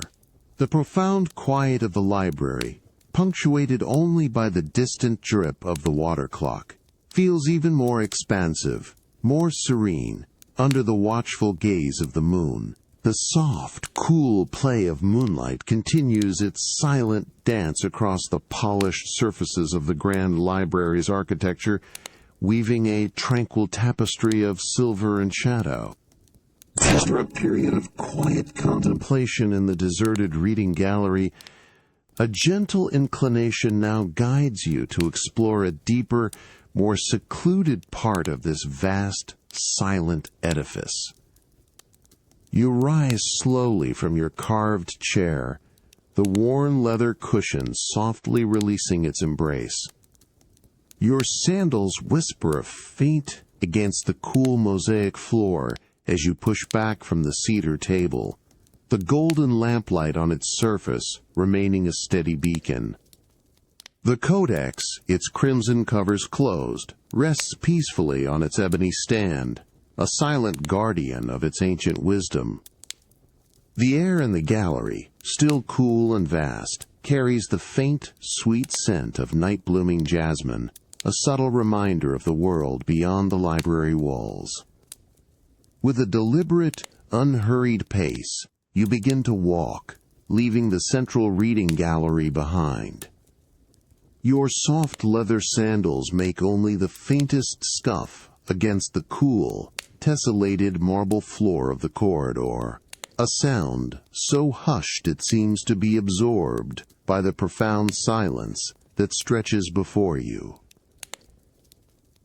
This corridor is narrower than the main hall, its walls lined not with towering shelves but with smoothly plastered surfaces, painted in soft, muted earth tones that absorb the light rather than reflect it. The air here is distinctly cooler, almost still, carrying a faint, clean scent of ancient lime plaster and dry stone, a deeper, more enclosed fragrance than the open gallery. The corridor is lit by fewer lamps, placed at greater intervals, so that the light is softer, more diffused, creating long, deep pools of shadow that stretch and recede with your every step. Each bronze oil lamp, hanging from a delicate chain, casts a warm, golden circle on the floor beneath it, illuminating a small section of the cool marble. Beyond these circles, the shadows deepen, inviting a quiet sense of mystery and profound tranquility. The rhythmic drip, drip, drip of the distant water clock, previously a faint whisper, now almost entirely vanishes, swallowed by the thick stone walls, leaving only the sound of your own hushed steps. You continue to walk, your pace even and unhurried. The cool, smooth marble beneath the thin leather of your sandals feels uniform and constant, a steady, grounding presence. You notice the subtle variations in the polished stone, the almost imperceptible veins and natural patterns that emerge and recede in the soft, diffused lamplight. Your hand, relaxed at your side, occasionally brushes against the cool, smooth plaster of the corridor wall, a gentle, confirming touch that speaks of solid, ancient construction. The silence is so complete that you can almost hear the soft, rhythmic beating of your own heart, a quiet pulse in the vast stillness. As you move deeper into the corridor, the air grows even cooler, a refreshing contrast to the warmth of your scriptorium. The light softens further, becoming a gentle, ambient glow that seems to emanate from the very stone itself, rather than from distinct sources. You pass a small, arched alcove, where a single, unadorned stone bench offers a place for quiet contemplation. The smooth, cool stone of the bench seems to invite rest, its surface catching a faint, soft gleam from a distant lamp. The profound quiet is almost absolute, a deep, encompassing serenity that seems to hold the very breath of time. The hushed corridor stretches before you, a path of quiet contemplation, leading you deeper into the heart of the Great Library. Your soft sandals barely disturb the profound silence, and the cool, constant touch of the marble floor beneath your feet guides you onward. The soft, diffused lamplight bathes the ancient stone in a gentle glow, inviting a deeper sense of peaceful, unhurried exploration. The hushed corridor, a path of quiet contemplation, stretches before you, its cool, smooth marble a constant, grounding presence beneath your soft sandals. The diffused lamplight bathes the ancient stone in a gentle glow, deepening the profound silence that surrounds you as you walk deeper into the heart of the Great Library. You continue your slow, unhurried walk, your soft sandals making only the barest scuffing and menno against the cool, tessellated marble floor. The air in this secluded corridor is remarkably still, carrying the faint, clean scent of ancient lime plaster and dry stone, a deeper, more enclosed fragrance than the open gallery. As you move, the soft, golden circles of light from the infrequent bronze oil lamps illuminate small sections of the corridor, revealing subtle variations in the polished marble, the almost imperceptible veins and natural patterns that emerge and recede with your every step. The profound quiet is almost absolute, a deep, encompassing serenity that seems to hold the very breath of time, undisturbed by any distant sound of the water clock. You turn a gentle corner, and the corridor widens slightly, revealing tall, narrow alcoves on either side, each filled with rows of meticulously organized scroll cases.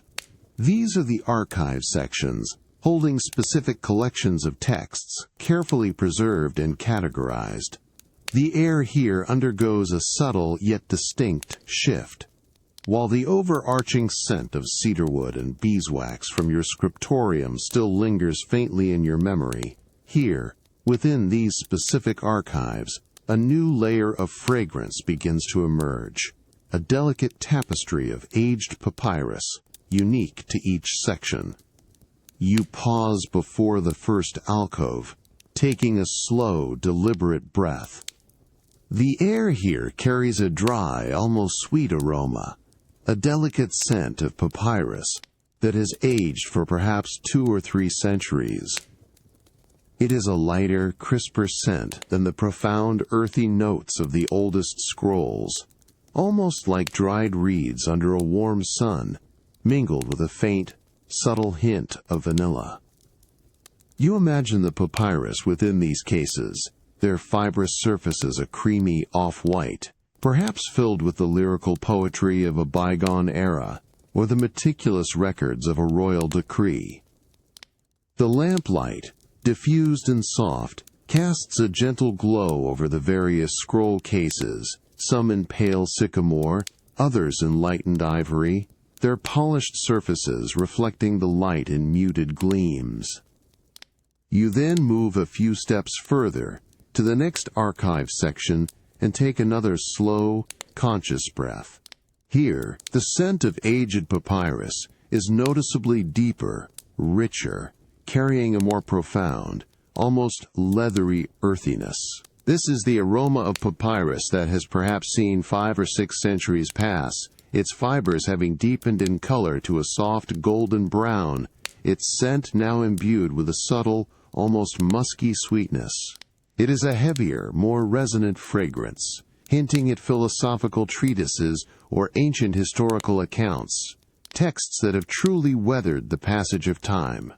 You can almost feel the imagined thickness of the papyrus, within these older, darker cases, perhaps bound in deep burgundy leather or dark ebony, their surfaces cool and dense to the touch. The profound quiet of the corridor allows these subtle olfactory distinctions to present themselves with remarkable clarity. You continue this quiet, olfactory journey, moving slowly from one section to another. Each archive seems to possess its own unique aromatic signature, a subtle variation on the theme of aged papyrus. One section might offer a faint, almost metallic note, hinting at texts that once held inks rich in iron pigments. Another might carry a whisper of distant spices, perhaps from scrolls that journeyed from exotic lands, their pages still holding the faint perfume of their origin. Each subtle shift in scent is like a quiet story, a delicate clue to the age, origin, and content of the countless texts that slumber in these hushed archives, awaiting their next awakening. The subtle variations in the scent of aged papyrus from different archive sections still linger in your senses, a delicate, aromatic map of ancient knowledge. The hushed corridor, a path of quiet contemplation, continues its gentle embrace, and as you walk, your gaze is drawn to a small, dignified alcove further along the silent passage. You continue your slow, unhurried walk, your soft sandals making only the barest scuff against the cool, tessellated marble floor. The diffused lamplight, cast from infrequent bronze oil lamps, creates long, gentle shadows that stretch and recede with your every step, deepening the profound silence that surrounds you. The air remains cool and still, carrying the faint, clean scent of ancient lime plaster and dry stone, a grounding fragrance that speaks of enduring architecture. The subtle shift in the air, the deep quiet, all contribute to a heightened sense of awareness. As you approach a particularly secluded alcove, your eyes are drawn to a tall, slender pedestal of polished black granite, standing silently within its recess. Upon this pedestal rests a magnificent bronze bust, depicting the serene, thoughtful features of a revered scholar from a bygone era, perhaps a founder or a pivotal figure in the library's long history. The lamplight, soft and indirect, catches the contours of the bronze, highlighting the subtle wisdom etched into the sculpted face. This bust, though a permanent fixture, seems seldom visited, its surface bearing a fine, almost invisible veil of ancient dust. You pause before the bust, your soft sandals settling silently on the cool marble. Your hand reaches out, slowly, toward the sculpted form. Your fingertips brush against the cool, smooth surface of the bronze, feeling its undeniable metallic coolness, a distinct sensation against your skin. You notice the subtle texture of the metal, the fine grain of the casting that captures every nuance of the scholar's expression. A faint, almost imperceptible film of dust, soft and dry, clings to the contours, a silent testament to the passage of time in this quiet, forgotten corner. The air around the bust carries a faint, almost metallic tang, mingling with the deeper scents of stone and aged papyrus from the nearby archives. With a gentle, reverent motion, you reach into a small, embroidered linen pouch that hangs discreetly from your belt.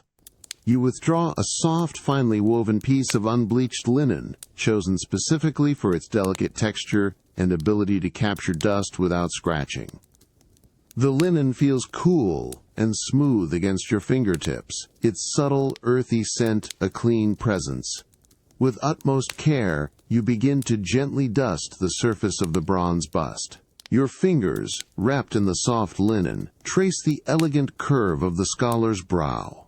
Then move with deliberate slowness down the bridge of the nose, feeling the cool, firm surface beneath the fabric. The sound is an incredibly soft, almost inaudible whisper of linen against bronze, a delicate friction that lifts the fine particles of dust with gentle efficiency. You continue this meticulous dusting, moving with unhurried precision around the contours of the face, along the sculpted beard, and down the folds of the scholar's toga. Each stroke is light, deliberate, a quiet act of respect and preservation. You watch as the bronze slowly reveals its deeper, richer luster, the subtle gleam of the metal emerging from beneath its veil of dust, catching the soft lamplight with a renewed, quiet brilliance. The faint, almost imperceptible particles of dust, disturbed by your gentle touch, seem to dance for a fleeting moment in the ambient light before settling back into the profound stillness of the corridor, becoming one with the ancient air. The cool, polished bronze of the revered scholar's bust now gleams softly in the diffused lamplight, its serene features revealed anew. The cool, polished bronze of the revered scholar's bust now gleams softly in the diffused lamplight, its serene features revealed anew. A quiet testament to your gentle care, the profound quiet of the hushed corridor settles around you, deepened by this act of reverence. And in this deep stillness, a subtle, rhythmic sound begins to emerge from within. You stand quietly before the bust, your soft sandals still resting on the cool, tessellated marble floor. The finely woven linen cloth, having completed its task, is now carefully folded and returned to its small, embroidered pouch at your belt, its subtle, earthy scent a clean presence. The air in the corridor remains cool and still, carrying the faint, clean fragrance of ancient lime plaster and dry stone, mingling with the deeper, more resonant aroma of aged papyrus from the nearby archives.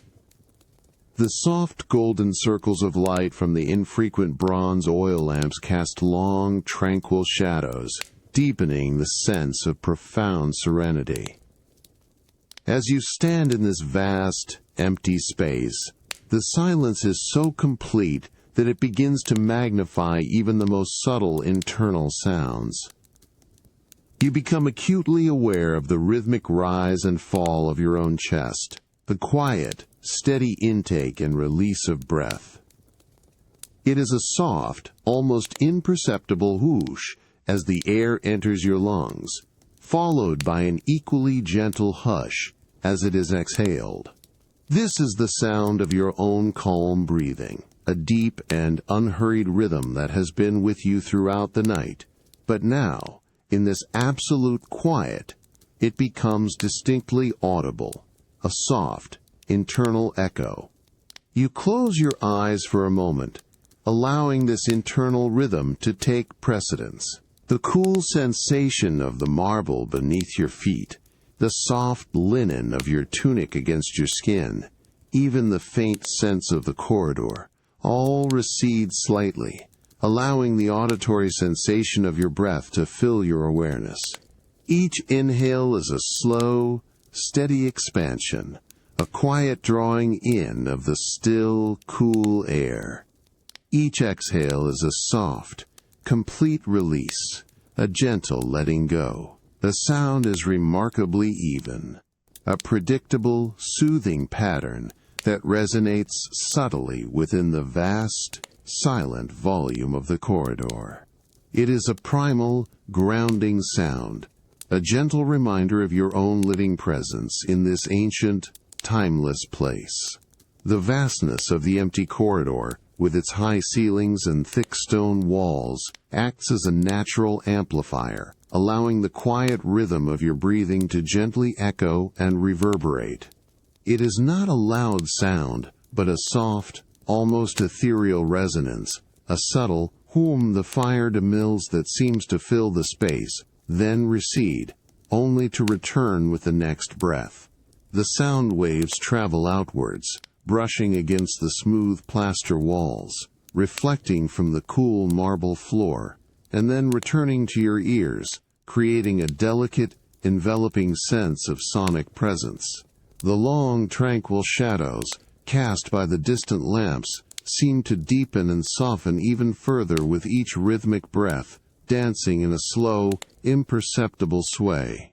You open your eyes, your gaze soft and unfocused, allowing the subtle lamplight and the vast empty space to simply exist around you. The rhythmic sound of your own calm breathing continues, a steady, internal pulse that harmonizes with the profound stillness of the Great Library. It is a moment of deep introspection, where the external world fades, and only the gentle, unwavering rhythm of your own being remains, a quiet, soothing presence in the heart of this ancient sanctuary. The air, cool and clean, seems to move in concert with your breath, a subtle, living current within the vast, silent edifice. The quiet, rhythmic sound of your own calm breathing continues its soft, steady echo in the vast, empty corridor, a soothing pulse in the profound stillness.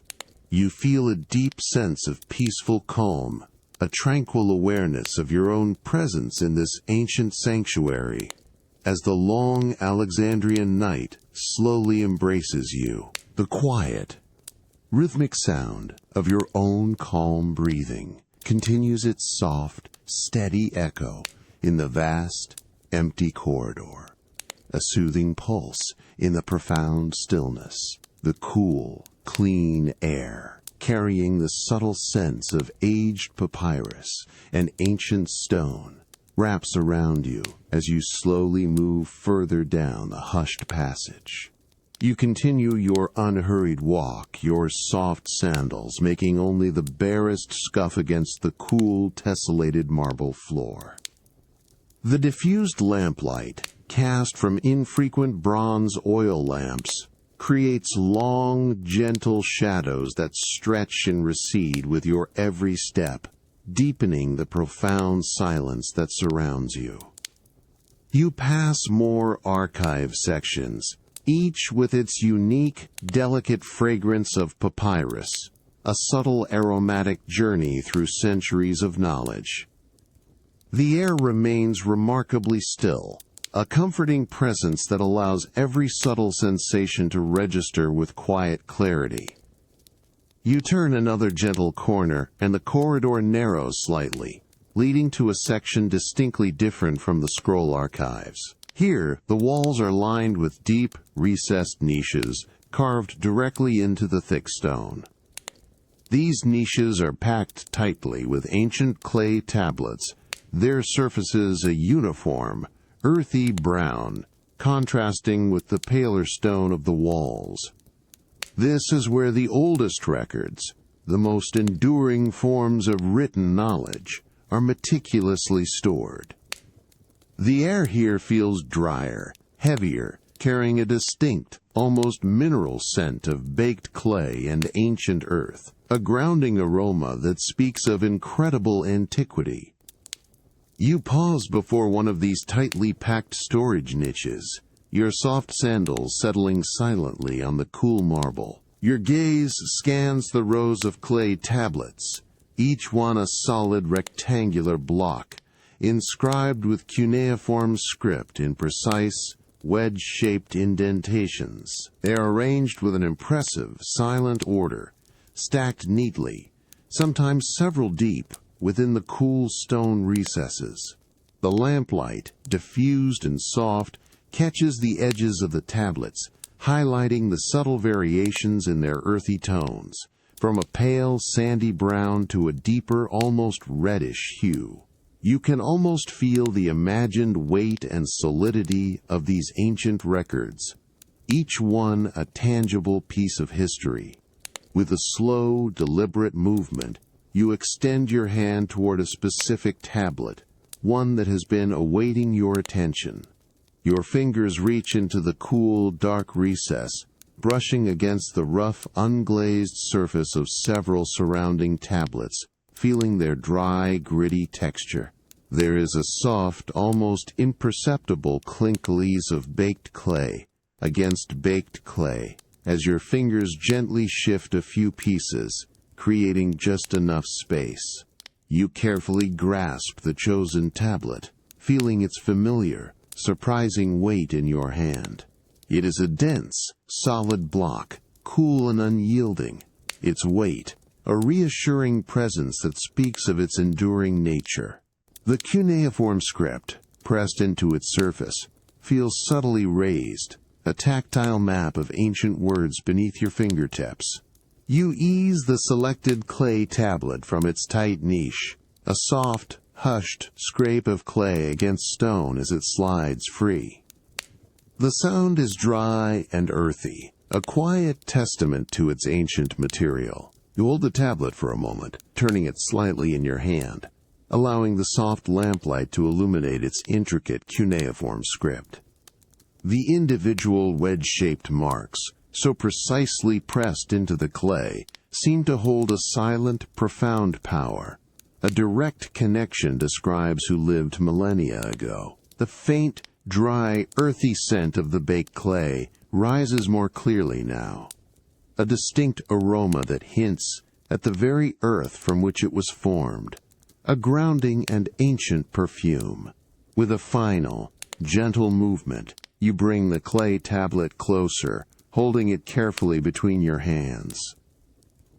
The coolness of the baked clay is a constant, grounding sensation against your skin, a solid anchor in the vast, silent library. The cool, dense weight of the clay tablet rests in your hands, its ancient cuneiform script a silent testament to enduring knowledge. The profound quiet of the corridor, filled with the dry, earthy scent of baked clay, deepens around you, and in this deep stillness, your mind begins to drift, contemplating the hands that once shaped these very words.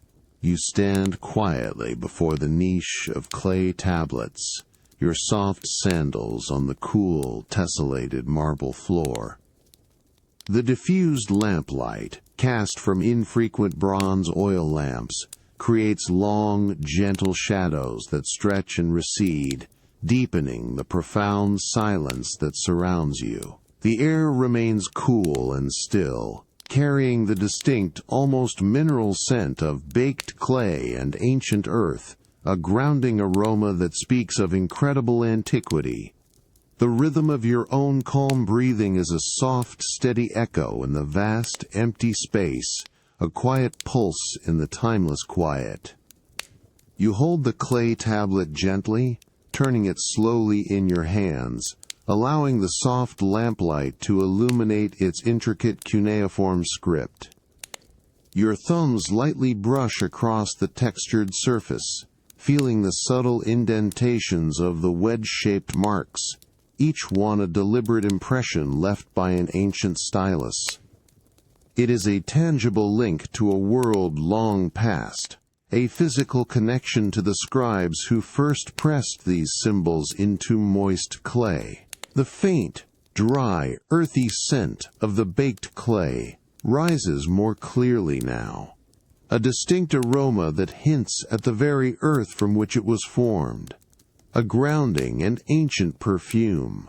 You close your eyes, allowing your imagination to gently unfurl. You picture the hands that once held this very piece of clay, perhaps millennia ago. They were likely strong, capable hands, accustomed to the tactile work of shaping and inscribing.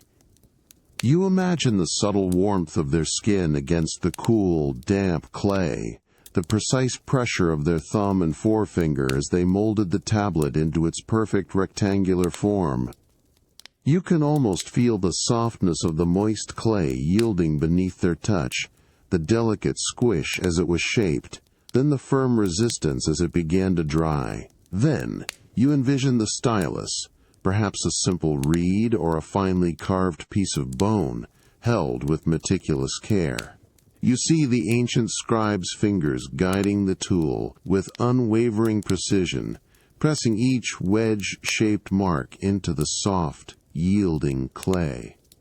You imagine the soft, rhythmic click-click-click as the stylus made contact, leaving its indelible impression, the subtle friction of tool against clay, a focused, meditative sound in a quiet, sun-drenched scriptorium. You feel the deep concentration of those ancient hands, the profound knowledge and skill required to transform a simple lump of earth into a vessel of enduring wisdom. The faint, dry scent of clay, still present on the tablet you hold, seems to carry the ghost of those distant working hands. You imagine the subtle warmth of the sun on their skin, the quiet hum of an ancient city just beyond their workspace, perhaps the faint scent of incense or drying herbs in the air. Their hands, now long turned to dust, live on through these enduring words, their precise movements preserved in the very texture of the tablet. Each cuneiform mark is a silent testament to their dedication, their artistry, their profound connection to the act of recording. You feel a deep sense of reverence for this unbroken chain of knowledge, a tranquil appreciation for the meticulous craft that has allowed these words to survive through so many ages. The cool, dense weight of the clay tablet remains a comforting, grounding presence in your hands. The profound quiet of the corridor, filled with the dry, earthy scent of baked clay, deepens around you, and the long, tranquil shadows cast by the distant lamps seem to hold the very essence of these ancient hands, a silent, peaceful presence in the heart of the Great Library. The cool, dense weight of the clay tablet, a silent echo of ancient hands, now finds its place once more within the cool, deep niche, nestled amongst its timeless brethren. The profound quiet of the corridor, filled with the dry, earthy scent of baked clay, deepens around you, and in this deep stillness, a subtle inclination to seek a wider, more open space gently stirs within your being. You stand for a moment longer before the tightly packed storage niche, allowing the lingering essence of ancient earth to settle around you. Then, with a slow, deliberate movement, your hand withdraws from the cool, rough surface of the baked clay. Your soft sandals make only the barest scuff against the tessellated marble floor as you turn, leaving the distinct mineral scent of the clay archives behind. The diffused lamplight, cast from infrequent bronze oil lamps, continues to create long, gentle shadows that stretch and recede with your every step, deepening the profound silence that surrounds you. The air in the corridor remains cool and still, carrying the faint, clean fragrance of ancient lime plaster and dry stone, a grounding aroma that speaks of enduring architecture. You walk with an unhurried, even pace, allowing your senses to absorb the tranquil monotony of the corridor. The cool, smooth marble beneath the thin leather of your sandals feels uniform and constant, a steady, grounding presence. The absolute quiet is almost palpable, broken only by the soft whoosh of your own movement, a sound so hushed it seems to be absorbed by the thick stone walls. Gradually the corridor widens, and the air becomes subtly fresher, carrying a faint, clean scent of open air and distant foliage, hinting at an imminent transition to an outdoor space. You approach a grand arched opening, its smooth, cool stone frame leading into a vast, colonnaded passage. Beyond this passage, a soft, ethereal silver light illuminates an open space. Your sandals whisper softly as you step through the archway, the coolness of the air immediately more pronounced, a gentle caress against your skin. You emerge onto a wide, covered walkway, its roof supported by majestic, slender columns of polished white marble. The floor here is also marble, but a lighter, almost luminous hue, reflecting the subtle light from above. The rhythmic drip, drip, drip of the distant water clock, previously swallowed by the thick walls, now returns, incredibly faint, a soft, hypnotic pulse from far away, weaving itself into the quiet.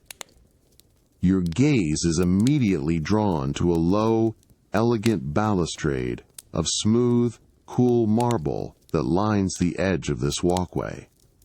It stands at a perfect height, inviting quiet contemplation. You walk slowly towards it, your soft sandals making barely a sound on the luminous marble floor. As you approach, the coolness emanating from the balustrade reaches your hand even before you touch it, a subtle invitation. The marble, a pristine, almost translucent white, catches the ethereal silver moonlight, causing its polished surface to glow with a soft, inner luminescence. You reach out, your hand extending slowly, deliberately. Your palm settles gently on the smooth, cool surface of the marble balustrade, feeling its profound chill, a deep, unwavering coldness that seeps into your skin, a grounding and refreshing sensation. The marble is utterly smooth, almost silken to the touch, yet undeniably hard and solid, a testament to its ancient formation and meticulous polish. You feel the subtle, almost imperceptible variations in its natural grain, a silent map beneath your fingertips. The air here, fresh and cool, carries the faint, sweet scent of night-blooming jasmine, perhaps from a distant garden, mingling with the clean, mineral aroma of the stone. Below you, bathed in the soft, silver light of the moon, lies an inner courtyard, a tranquil, rectangular expanse of meticulously arranged pale stone paths and carefully tended olive trees. The cool, smooth marble of the balustrade remains a steady anchor beneath your hand, its profound chill a grounding presence in the vast, moonlit space. The tranquil inner courtyard below stretches out in silent beauty, its olive trees casting long, still shadows on the pale paths, and within this deep quiet, the delicate, ethereal presence of night-blooming jasmine begins to deepen around you. You stand quietly, your palm resting gently on the cool, polished marble, feeling its unwavering coldness seep into your skin. The thin leather of your sandals offers a subtle barrier against the cool marble floor of the walkway, but the refreshing coolness of the night air, filtering in from the open courtyard, washes over your exposed skin. The distant rhythmic drip, drip, drip of the great water clock, an incredibly faint pulse, is almost entirely absorbed by the vastness of the space, leaving only the profound quiet. It is into this deep stillness that the perfume of the night garden, a delicate, sweet whisper, begins to unfurl itself, becoming more distinct, more enveloping. A subtle, gentle current of air, almost imperceptible, drifts upward from the inner courtyard, carrying with it the undeniable exquisite fragrance of night-blooming jasmine. It is a pure, sweet aroma, rich and heady, yet never cloying. You take a slow, deliberate breath, drawing the cool, scented air deeply into your lungs, and as you exhale, the sweetness seems to linger on your tongue, a delicate, almost ethereal taste. The perfume is incredibly clean, a natural essence that speaks of lush foliage and delicate white blossoms, opening their petals fully to the gentle touch of the moon. You notice how the scent is not static but moves with the invisible currents of the night air. One moment, it is a faint, distant whisper, almost a suggestion. The next, a subtle eddy of air brings a wave of the fragrance closer, enveloping you in its sweet embrace, causing you to instinctively turn your head slightly, just to catch more of its delicate presence. The perfume seems to cling to the cool marble balustrade, subtly softening its mineral scent, blending with it to create a unique, tranquil aroma that is both grounding and uplifting. The moonlight, silver and soft, seems to visually enhance the purity of the scent, painting the invisible fragrance with its gentle glow. As you stand, simply breathing in the exquisite perfume, you allow your awareness to settle completely into this sensory experience. The faint, sweet aroma of the jasmine begins to permeate your very being, a gentle, soothing presence that washes away any lingering thoughts, leaving only a profound sense of calm. You feel the cool air, imbued with the fragrance, gently caress your skin, a delicate touch that is both refreshing and deeply relaxing. The rustle of the olive tree leaves in the courtyard below, a soft, hushed, gessery occasionally punctuates the silence, creating a delicate counterpoint to the steady, sweet perfume. It is a symphony of quiet sensations, all harmonizing to deepen the serenity of the Alexandrian night. The jasmine perfume is a constant, unwavering presence now, a gentle, fragrant blanket that wraps around you in the heart of the Great Library. It is a scent that speaks of natural beauty, of the quiet luxury of the night, and of the profound peace that can be found in simply observing the subtle gifts of the world. You feel completely immersed, a part of this serene, ancient moment, as the sweet fragrance guides you deeper into a state of profound tranquility. The distant, faint trip of the water clock and the soft silver moonlight simply fade into the background, leaving only the exquisite perfume. The faint, sweet perfume of night-blooming jasmine, a gentle, tranquil embrace, continues to waft softly around you, deepening the profound quiet of the night. The faint, sweet perfume of night-blooming jasmine, a gentle, tranquil embrace, continues to waft softly around you, deepening the profound quiet of the night in the inner courtyard. After a period of serene contemplation, a subtle shift in the cool air gently guides you, turning your attention from the moonlit olive trees toward a secluded, softly lit workshop area nestled within the library's lower levels. You lift your palm from the cool, smooth marble of the balustrade, feeling the lingering chill on your skin, a subtle anchor to the vast open space. With a slow, unhurried grace, you turn from the tranquil view of the courtyard, your sandals whispering softly against the luminous marble floor as you begin to retrace your steps. The rhythmic drip, drip, drip of the distant water clock, an almost imperceptible pulse, recedes once more into the background as you move. The cool, fresh air, still carrying the faint, sweet scent of jasmine, accompanies you as you leave the open air, passing through a grand, arched opening back into the hushed, stone corridors of the library. Your soft sandals make only the barest scuff against the tessellated marble floor as you walk deeper into the quieter sections, where the lamplight is even more diffused, creating long, tranquil shadows. The familiar scents of ancient lime plaster and dry stone return, mingling faintly with the lingering sweetness of jasmine. You navigate a series of gentle turns, the profound silence of the vast edifice unbroken, until a subtle, distinct aroma begins to register in the air, a fresh, clean scent of newly cut wood, drawing you toward a specific, softly illuminated chamber. You arrive at a low archway, framed by smooth, unadorned stone, leading into a small, secluded workshop. The light within is soft and warm, emanating from several bronze oil lamps strategically placed to illuminate a sturdy, worn workbench.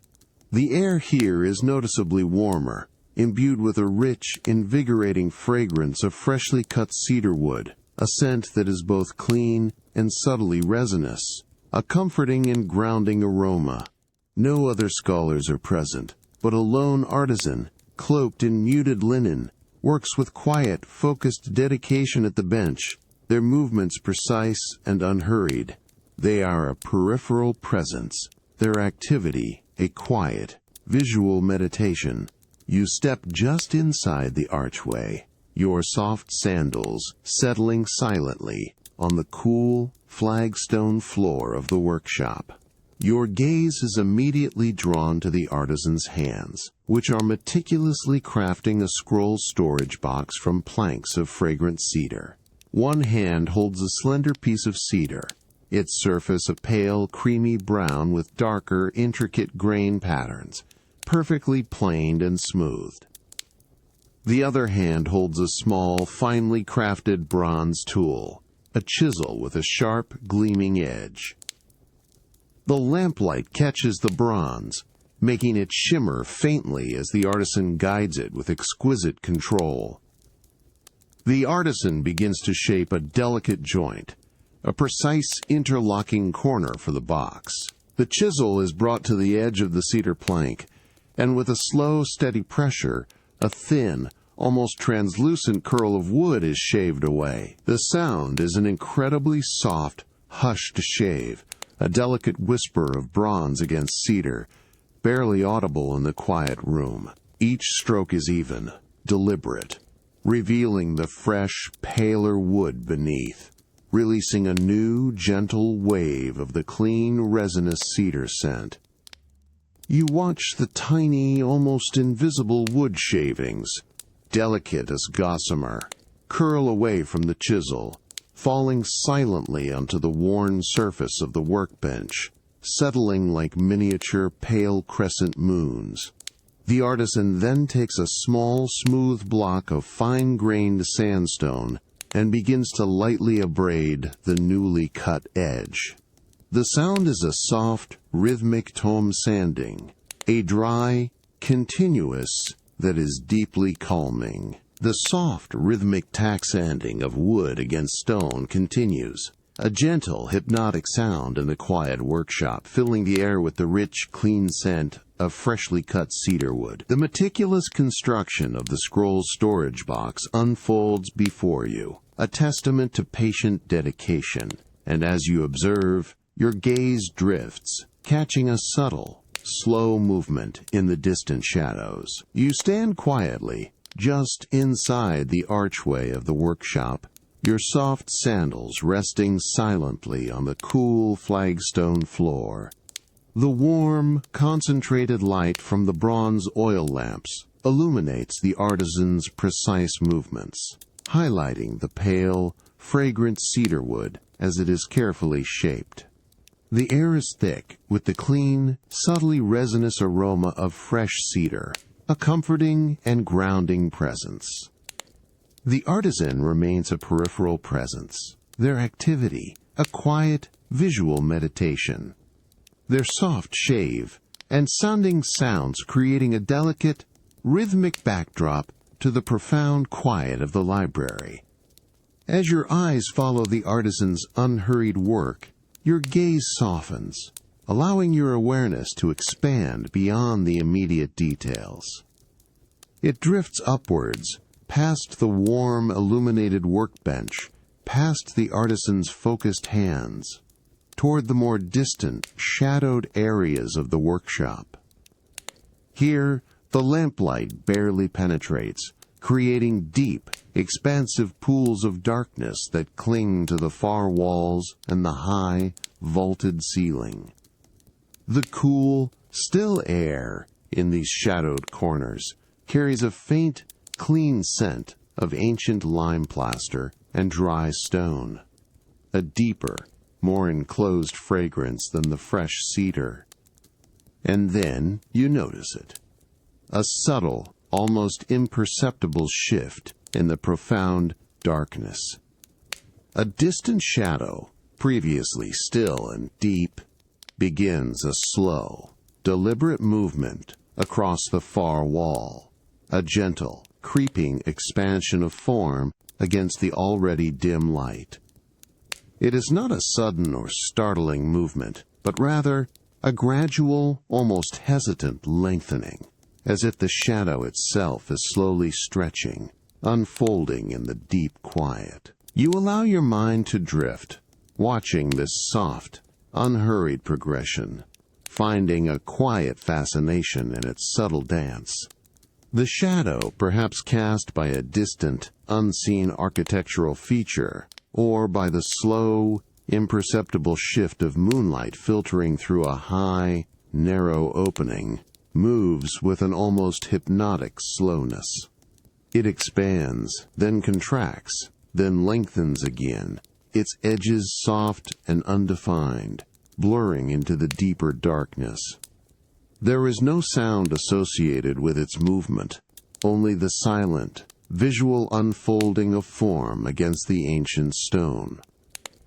You observe how it subtly changes the perceived shape of the wall, how it alters the texture of the stone, creating new, fleeting dimensions within the deep shadows. The cool, still air in the workshop remains undisturbed, allowing this visual meditation to deepen. You find yourself simply watching, your thoughts unburdened, allowing the slow, deliberate movement of the distant shadow to gently occupy your awareness.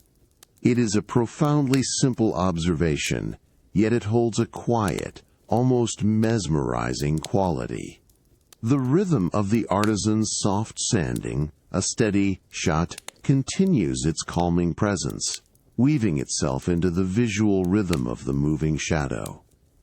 The rich, clean scent of cedarwood remains a grounding anchor in the air, a constant, comforting presence amidst the subtle dance of light and dark. The profound quiet of the workshop, undisturbed by any external clamor, allows this gentle, visual unfolding to deepen your sense of peace. The slow, deliberate movement of the distant shadow continues its silent, hypnotic dance across the ancient stone wall, its soft edges blurring into the deep quiet. The rich, clean scent of cedarwood gently fills the air, and the profound stillness deepens around you, inviting a deeper, unhurried sense of peace, as the long Alexandrian night slowly embraces you in its serene, unhurried rhythm. The slow, deliberate movement of the distant shadow continues its silent, hypnotic dance across the ancient stone wall of the workshop, its soft edges blurring into the deep quiet. The rich, clean scent of cedarwood gently fills the air, and as the artisan's meticulous work continues, a subtle curiosity now draws you to a more delicate, fragile form of ancient text. You stand quietly at the archway of the workshop, your soft sandals resting silently on the cool flagstone floor. The warm, concentrated light from the bronze oil lamps illuminates the artisan's focused hands, their rhythmic can rolls, a gentle, continuous, can rolls, ** in the profound quiet. The air, thick with a clean, subtly resinous aroma of fresh cedar, remains a comforting and grounding presence. With a slow, unhurried grace, you turn from the scene of meticulous craftsmanship, your soft sandals making only the barest scuff against the cool stone as you begin to retrace your steps back into the hushed, stone corridors of the library. The diffused lamplight, cast from infrequent bronze oil lamps, creates long, tranquil shadows that stretch and recede with your every step, deepening the profound silence that surrounds you. The air remains cool and still, carrying the faint, clean fragrance of ancient lime plaster and dry stone. You navigate a series of gentle turns, the profound silence of the vast edifice unbroken, until you arrive at a small, recessed alcove, distinct from the scroll archives. This alcove is designed for the most delicate of texts, those awaiting binding or careful restoration. The air here feels particularly still, carrying a very faint, almost sweet, animalistic scent, distinct from the papyrus and cedar. You pause before the alcove, your gaze settling on a small, elevated stand of polished dark wood, perhaps ebony. Upon this stand rests an unbound codex, a collection of individual sheets or folios of vellum, not yet stitched together into a permanent book form. The vellum, a material of exquisite quality, lies open, its creamy white pages luminous in the soft lamplight. It is a text of profound antiquity, awaiting the skilled hands of a binder to give it its final, enduring form. With a slow, deliberate movement, you extend your hand toward the unbound codex. Your fingertips gently brush against the vellum, feeling its remarkable softness and yielding quality. It is not the fibrous texture of papyrus, nor the dry crispness of parchment, but something uniquely smooth and supple, almost like fine, delicate skin. The vellum feels cool to the touch, yet it also possesses a subtle, almost imperceptible warmth, a living presence. A faint, sweet, almost milky scent rises from the pages, a delicate aroma of cured animal skin, distinct and pure, mingling subtly with the clean air of the alcove. The lamplight, soft and golden, seems to absorb into the creamy surface of the vellum, making it glow with an inner radiance. You begin to gently turn the pages, one by one, with exquisite care. Your thumb and forefinger lightly grasp the edge of a folio, feeling its slight, almost imperceptible thickness. As you lift it, a soft, hushed, swip sound, like a delicate breath, accompanies the movement as the vellum separates from the page beneath. The sound is incredibly gentle, a subtle whisper that seems to be absorbed by the profound quiet of the alcove. Each page, as it turns, reveals a new expanse of creamy vellum, some adorned with faded, delicate script, others with faint, intricate illustrations, their pigments softened by time. You allow your gaze to wander across the surface of a newly turned page, admiring the meticulous hand of the ancient scribe. The vellum is remarkably smooth and consistent, a perfect canvas for the flowing script. You feel the subtle, almost imperceptible shift of air as each page is turned, a gentle current within the stillness. The soft, yielding vellum pages, gently turned one by one, continue their hushed thwip asterisk in the profound quiet of the alcove. The faint, sweet scent of cured animal skin fills the air, a delicate, tranquil embrace, and as you absorb the ancient wisdom, a subtle shift in the ambient temperature begins to register, a quiet indication of the deepening night. You stand quietly before the unbound codex, your fingers still lightly resting on the cool, smooth vellum, feeling its remarkable softness. The lamplight, soft and golden, illuminates the creamy pages, revealing faded script and delicate illustrations, each a silent testament to the passage of time. The air in the alcove is still, carrying the faint, sweet aroma of the vellum, a pure and grounding presence. The profound quiet of the library surrounds you, a vast, resonant stillness that absorbs every subtle sound, leaving only the gentle rhythm of your own calm breathing. As you stand, completely immersed in the timeless atmosphere, a subtle, almost imperceptible change begins to manifest itself in the air around you. It is a deepening of the coolness, a gradual, pervasive chill that slowly, gently settles into the very fabric of the library.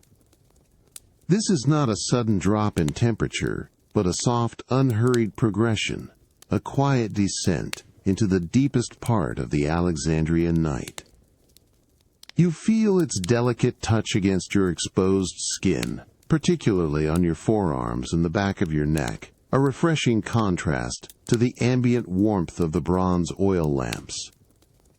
The linen of your tunic, previously a cool comfort, now feels even more so, its fibers subtly responding to the shift, a gentle caress against your skin.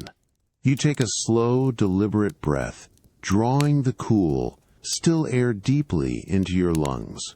As you exhale, you notice how the air itself feels crisper, cleaner, imbued with a heightened sense of the night's quietude. The faint, sweet perfume of night-blooming jasmine, which you experienced earlier in the courtyard, is now even more subtle, almost a memory, carried only by the faintest, coldest currents of air that filter through the high windows and open spaces of the vast edifice. The dominant scents now are the deeper, more ancient aromas of stone and aged vellum, settling into the cool air with renewed presence. The subtle shift in temperature is a silent, yet profound indicator of time's passage. It is the hour when the city outside, which earlier offered its distant, muted murmur, has now truly fallen into its deepest slumber. The very stones of the Great Library, massive and ancient, have had hours to release the day's absorbed warmth, gradually cooling to their core temperature. This profound coolness, emanating from the very architecture, permeates the air, creating a tranquil, almost crystalline atmosphere. The soft golden lamplight, previously appearing warm, now seems to glow with a slightly cooler, more ethereal quality, its light softening into the deepening shadows.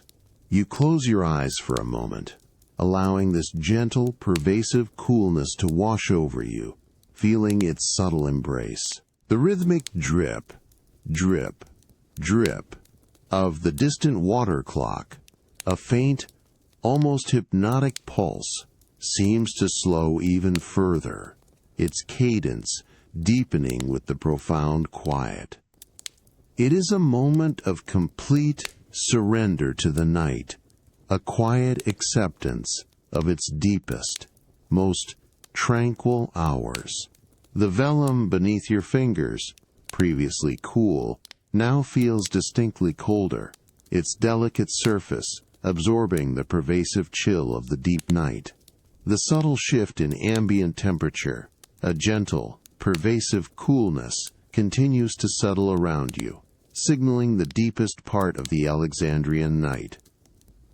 The profound quiet of the alcove, filled with the faint, sweet scent of vellum, deepens even further, inviting a profound sense of peace as the long, unhurried night slowly embraces you in its serene, tranquil rhythm. The subtle shift in ambient temperature, a gentle, pervasive coolness, continues to settle around you, signaling the deepest part of the Alexandrian night. The profound quiet of the alcove, filled with the faint, sweet scent of vellum, deepens even further, and in this absolute stillness, your mind begins to reflect on the very essence of the library's enduring silence.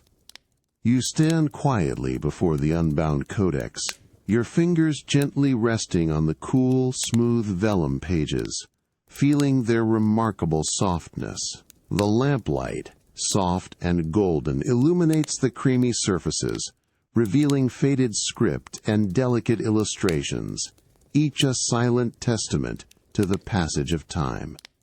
The air in the alcove is still, carrying the faint, sweet aroma of the vellum, a pure and grounding presence. The rhythmic drip, drip, drip of the distant water clock, an incredibly faint pulse from the main hall, is almost entirely absorbed by the vast, thick stone walls, leaving only the profound quiet. You close your eyes, allowing your other senses to recede, focusing entirely on the sensation of silence. It is not merely an absence of sound, but a palpable presence, a deep, resonant stillness that fills every corner of the vast edifice. You feel it pressing gently against your ears, a soft, almost velvety pressure that seems to cushion your thoughts.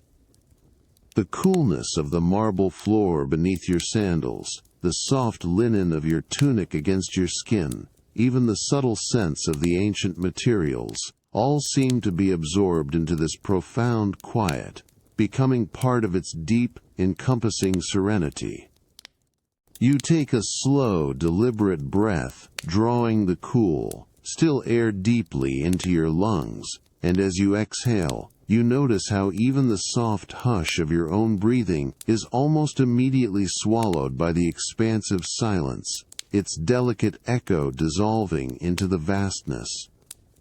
This silence feels ancient, as old as the very stones of the library, a profound stillness that has witnessed countless centuries of scholarly endeavor, of ideas born and preserved. It is a sanctuary, a sacred space where the clamor of the outside world, the distant murmurs of the city, are completely muted, held at bay by thick walls and an enduring purpose. You imagine the countless scribes, scholars and thinkers who have walked these very corridors, who have sat at these very tables, all enveloped in this same profound quiet. Their thoughts, their studies, their moments of revelation, all unfolded within this deep stillness. The silence is not empty, but rich, imbued with the echoes of ancient thought, a silent hum of accumulated wisdom that resonates gently in the air.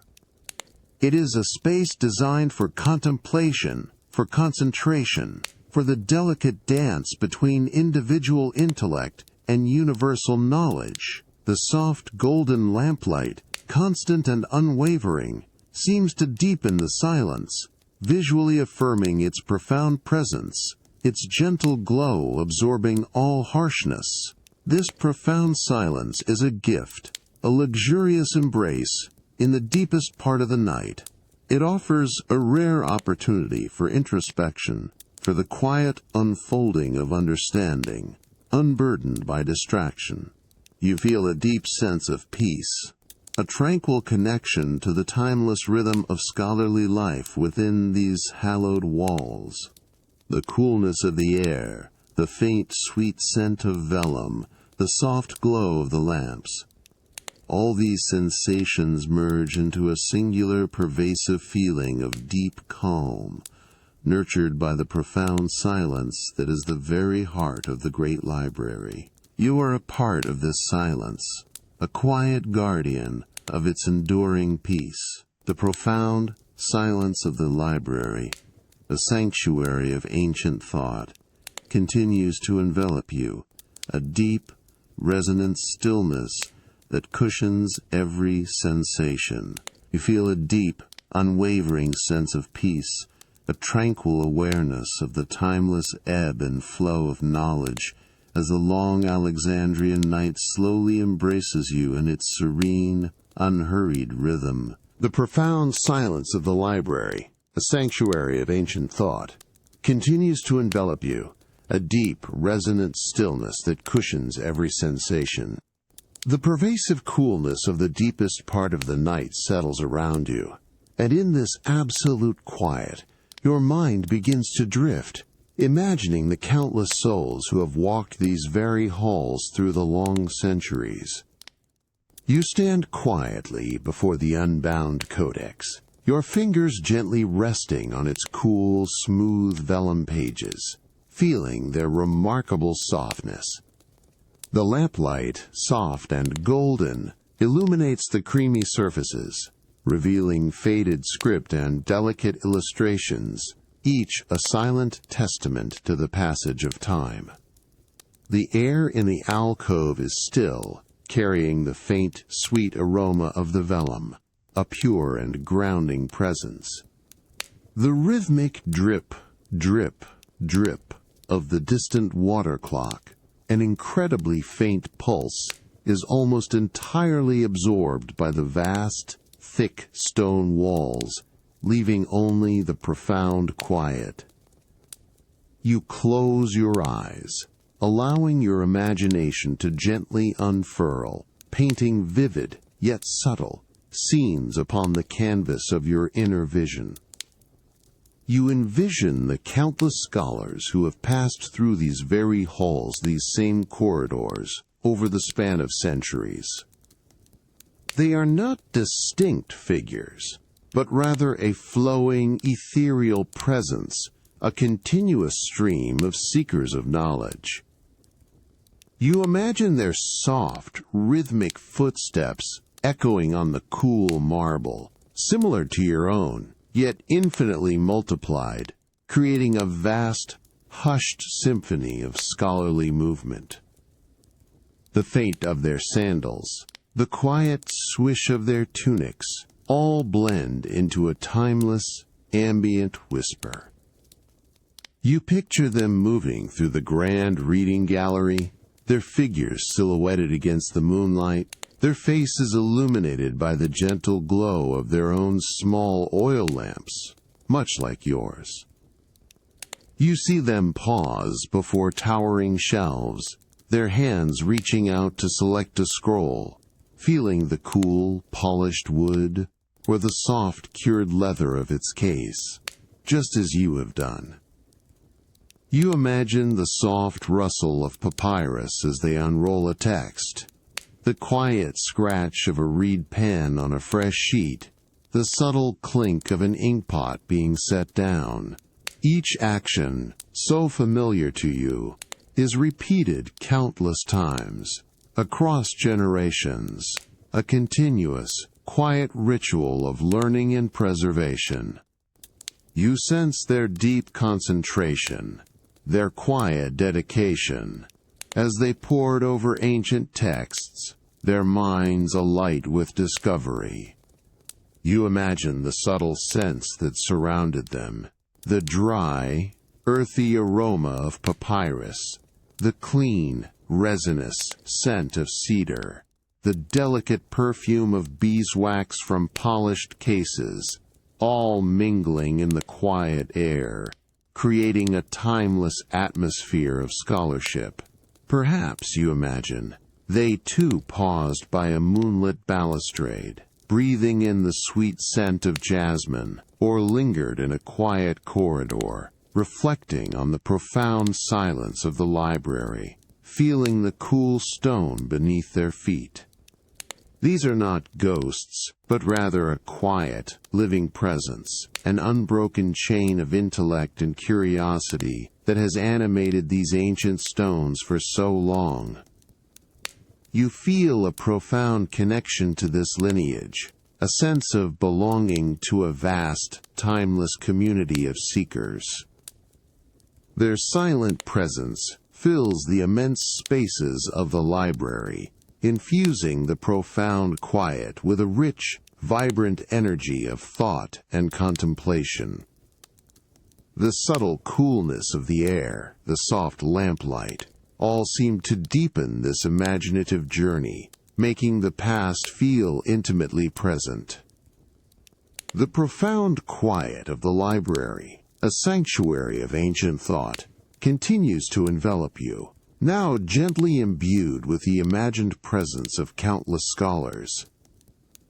You feel a deep, unwavering sense of peace, a tranquil awareness of the timeless ebb and flow of knowledge and human endeavor, as the long Alexandrian night slowly embraces you in its serene, unhurried rhythm. The profound silence of the library, a sanctuary of ancient thought, continues to envelop you, now gently imbued with the imagined presence of countless scholars. The pervasive coolness of the deepest part of the night settles around you, and in this absolute quiet, a subtle, new warmth begins to register, a delicate promise of the approaching dawn.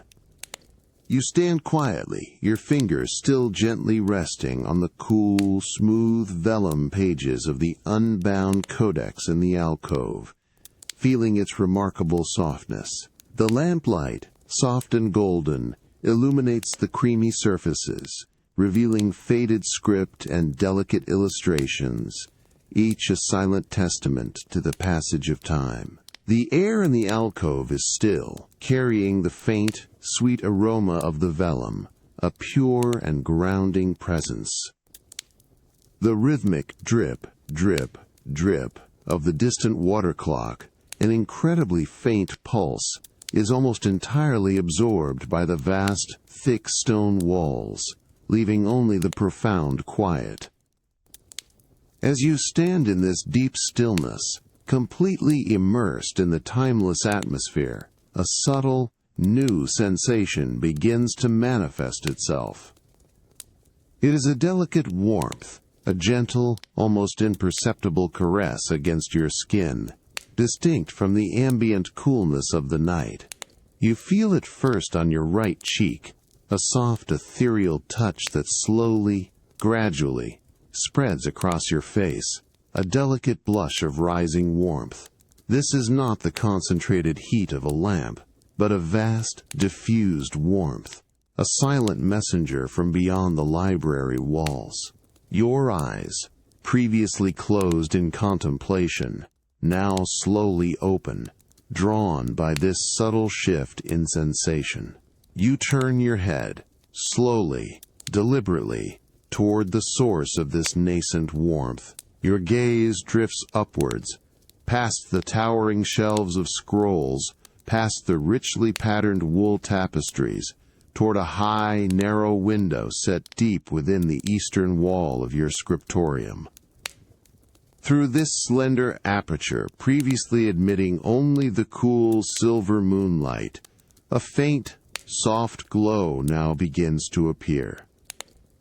It is the first faint warmth of the pre-dawn light, a delicate, almost pearlescent blush of orange and rose, painting the distant horizon. As you focus on this eastern window, you observe the subtle transformation of the sky. The deep, inky black of the night, previously adorned with countless stars, is now slowly, imperceptibly, softening at its very edge. A delicate band of pale, ethereal light emerges, a subtle transition from the profound darkness to a nascent, gentle radiance. The first faint warmth of the sun, still hidden beneath the horizon, is already reaching upwards, touching the highest clouds with delicate hues of rose and gold, a silent promise of the new day. The air, still cool, now carries a faint, fresh scent of dew and awakening earth, mingling with the deeper, ancient aromas of stone and vellum. You feel the warmth deepen on your face, a gentle, comforting presence that slowly eases the lingering coolness of the deepest night. It is a delicate balance, this interplay of the retreating night and the approaching dawn. The light from your bronze oil lamps, which have faithfully burned through the long hours, now appears slightly softer, more subdued, as the natural light from the east begins its gentle ascent. The long, tranquil shadows, previously deep and motionless, now seem to soften at their edges, subtly preparing for their gradual retreat. The rhythmic drip, drip, drip of the distant water clock, a constant, hushed cadence, seems to quicken infinitesimally, as if responding to the awakening world. The first faint warmth of the pre-dawn light continues to deepen on your face, a gentle, comforting caress from the eastern sky.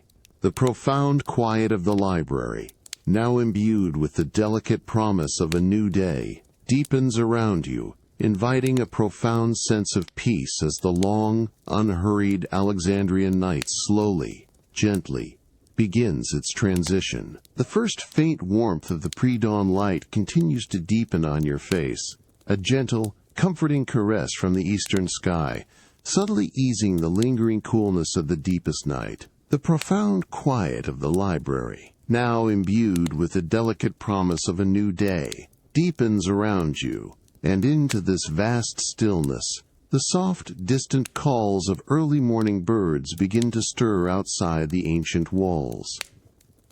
You stand quietly before the unbound codex, your fingers still gently resting on its cool, smooth vellum pages, feeling their remarkable softness.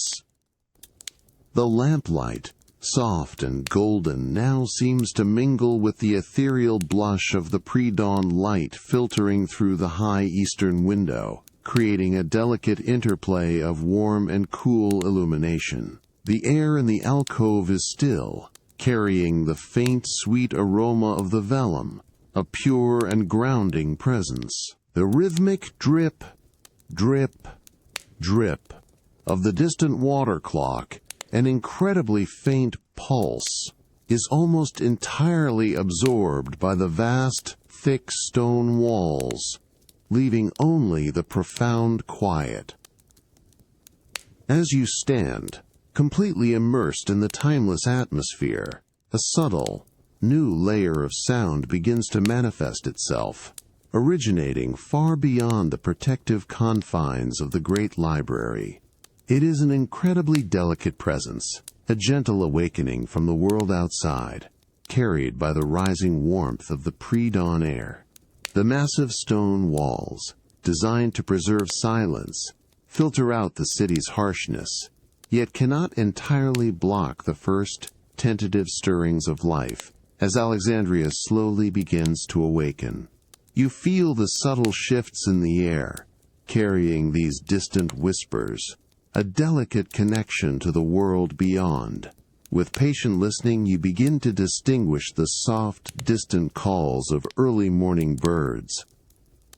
It is not a chorus, but rather individual, hushed chirps and gentle trills, incredibly faint, carried on the cool, fresh air that drifts through the high windows and open spaces of the library. You imagine them nestled in the ancient olive trees of the inner courtyard, or perched on the high cornices of the library's vast facade, their tiny voices tentatively greeting the nascent light. Each chirp is soft, almost a sigh, followed by a brief, delicate trill, a gentle musical punctuation in the profound quiet of the pre-dawn. These soft, distant calls are not intrusive. Rather, they weave themselves into the quiet fabric of the morning, a calming, predictable cadence, underscoring the profound stillness and solitude of your chamber. The intervals between each call are long, unhurried, allowing the deep quiet to return and settle once more before the next delicate sound emerges. You observe how the subtle shifts in air pressure, almost imperceptible, seem to carry these faint sounds, bringing them to your attentive ear. The cool, fresh air, filtering in from outside, carries with it the faint, sweet scent of dew and awakening earth, mingling harmoniously with the deeper, ancient aromas of stone and vellum, creating a layered, tranquil perfume. You close your eyes for a moment, allowing this delicate symphony of senses to wash over you. The gentle warmth on your face, the cool touch of the air, the faint, sweet scent of dew, and the incredibly soft, distant calls of the birds, all blend together. The rhythmic drip of the distant water clock continues its steady, hypnotic beat, now harmonizing with the awakening world. The shadows, previously deep and motionless, now seem to soften at their edges, subtly preparing for their gradual retreat, as the pre-dawn light from the eastern window slowly, imperceptibly, gains strength. The soft, distant calls of early morning birds continue their gentle, tentative symphony outside the library walls, a delicate, tranquil embrace that signals the approaching dawn. The soft, distant calls of early morning birds continue their gentle, tentative symphony outside the library walls, a delicate, tranquil embrace that signals the approaching dawn. The profound quiet of the library, now imbued with the delicate promise of a new day, deepens around you, and a quiet sense of completion begins to settle, guiding your attention back to your workspace. You stand quietly before the unbound codex, your fingers still gently resting on its cool, smooth vellum pages, feeling their remarkable softness.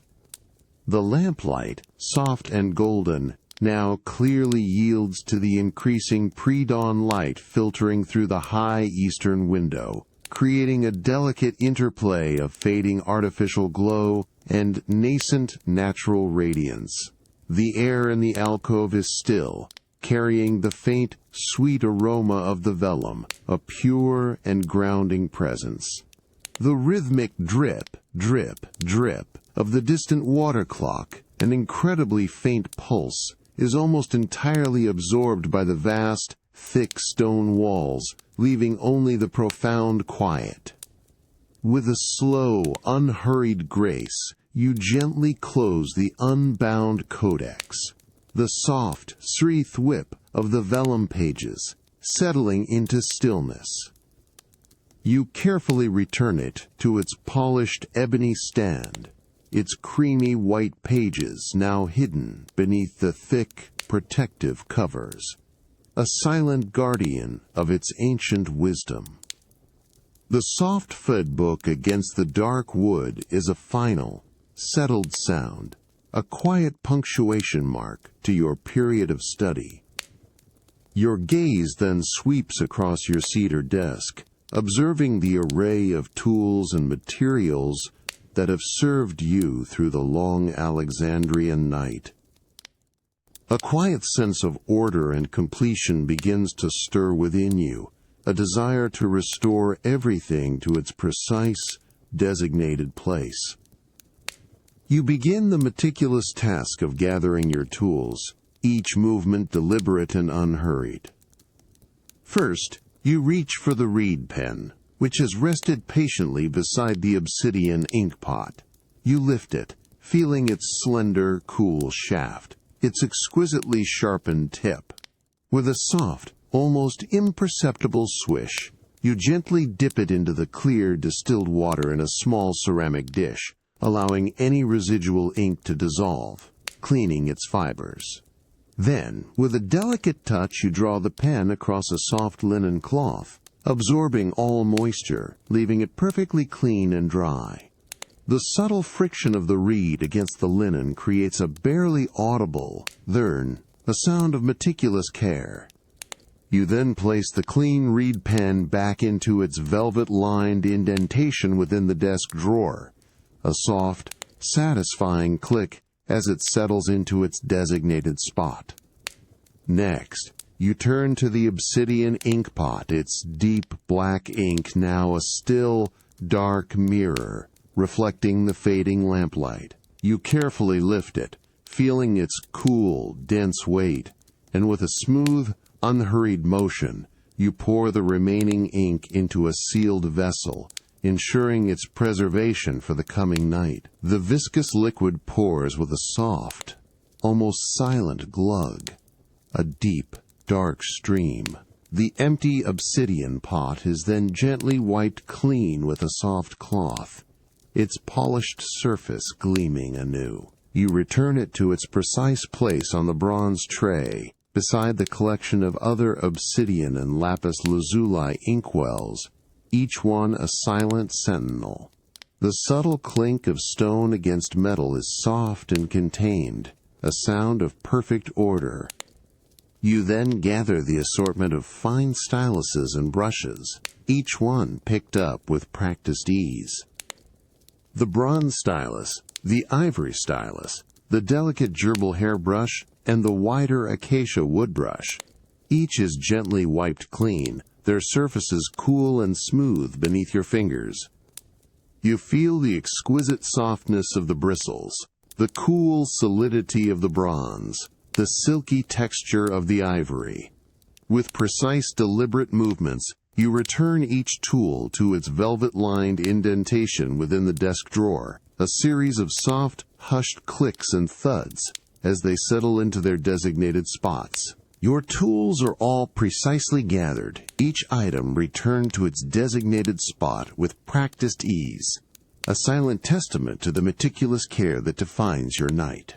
The profound quiet of the scriptorium, now filled with the delicate promise of the new day, deepens around you, and a final, lingering awareness of this tranquil space begins to settle upon your senses.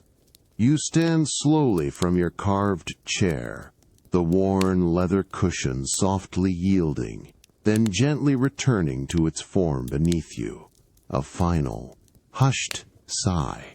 Your bare feet cool on the tessellated marble floor. Feel the familiar, grounding presence of the ancient stone. The last of the bronze oil lamps on your desk continues its unwavering glow, its light now a soft, warm counterpoint to the pale, ethereal blush of the pre-dawn light that filters through the high eastern window. The air, rich with the blended scents of cedarwood, beeswax, and the lingering, almost imperceptible sweetness of vellum, remains perfectly still, a tranquil embrace. With a slow, unhurried grace, you turn your body, allowing your gaze to sweep across the entirety of your private scriptorium.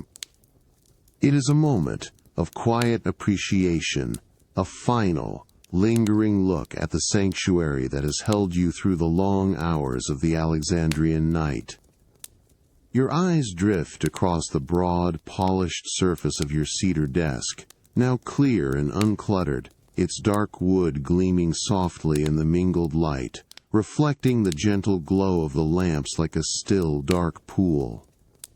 You notice the precise arrangement of the obsidian and lapis lazuli inkwells on the bronze tray, their cool, polished surfaces catching the light with a subdued, elegant shimmer, each a quiet jewel in the dawning light. Your gaze then lifts, slowly, deliberately, toward the towering shelves that line the walls of your alcove. They rise majestically, crafted from dark, polished cedar, laden with countless scrolls in their cylindrical cases. The light from the lamps, soft and golden, illuminates the lower rows, highlighting the varied textures of leather, ivory, and exotic wood, each case a silent guardian of ancient wisdom. As your eyes move higher, the light softens, blending into the deeper shadows that cling to the upper reaches of the shelves, creating an endless, tranquil expanse of knowledge. The subtle scent of aged wood and beeswax, a deep, comforting perfume, seems to emanate from these silent sentinels, filling the air with a profound sense of history and enduring peace. You observe the richly patterned wool tapestries that adorn the walls, their deep blues and earthy reds now appearing softer, more muted in the fading lamplight and nascent dawn. The intricate geometric designs seem to absorb all sound, creating an enveloping cocoon of quiet. The long, tranquil shadows, previously deep and motionless, now seem to soften at their edges, subtly preparing for their gradual retreat as the pre-dawn light from the eastern window slowly, imperceptibly, gains strength. The rhythmic drip, drip, drip of the distant water clock, an incredibly faint pulse from the main hall, is almost entirely absorbed by the vast, thick stone walls, leaving only the profound quiet of your chamber. The soft, distant calls of the early morning birds, a delicate, tentative symphony, are now barely a whisper, fading into the background as the world prepares to fully awaken. You take one last, slow, deep breath, allowing the tranquil grandeur of your scriptorium to settle deeply within you. The subtle coolness of the marble beneath your bare feet, the lingering warmth of the lamps, and the profound quiet of the ancient space all merge into a singular, pervasive feeling of deep calm. The room feels complete, settled, ready for its own quiet slumber as the day approaches. You feel a deep, unwavering sense of peace, a serene awareness of the timeless ebb and flow of knowledge, and the gentle rhythm of the world's awakening.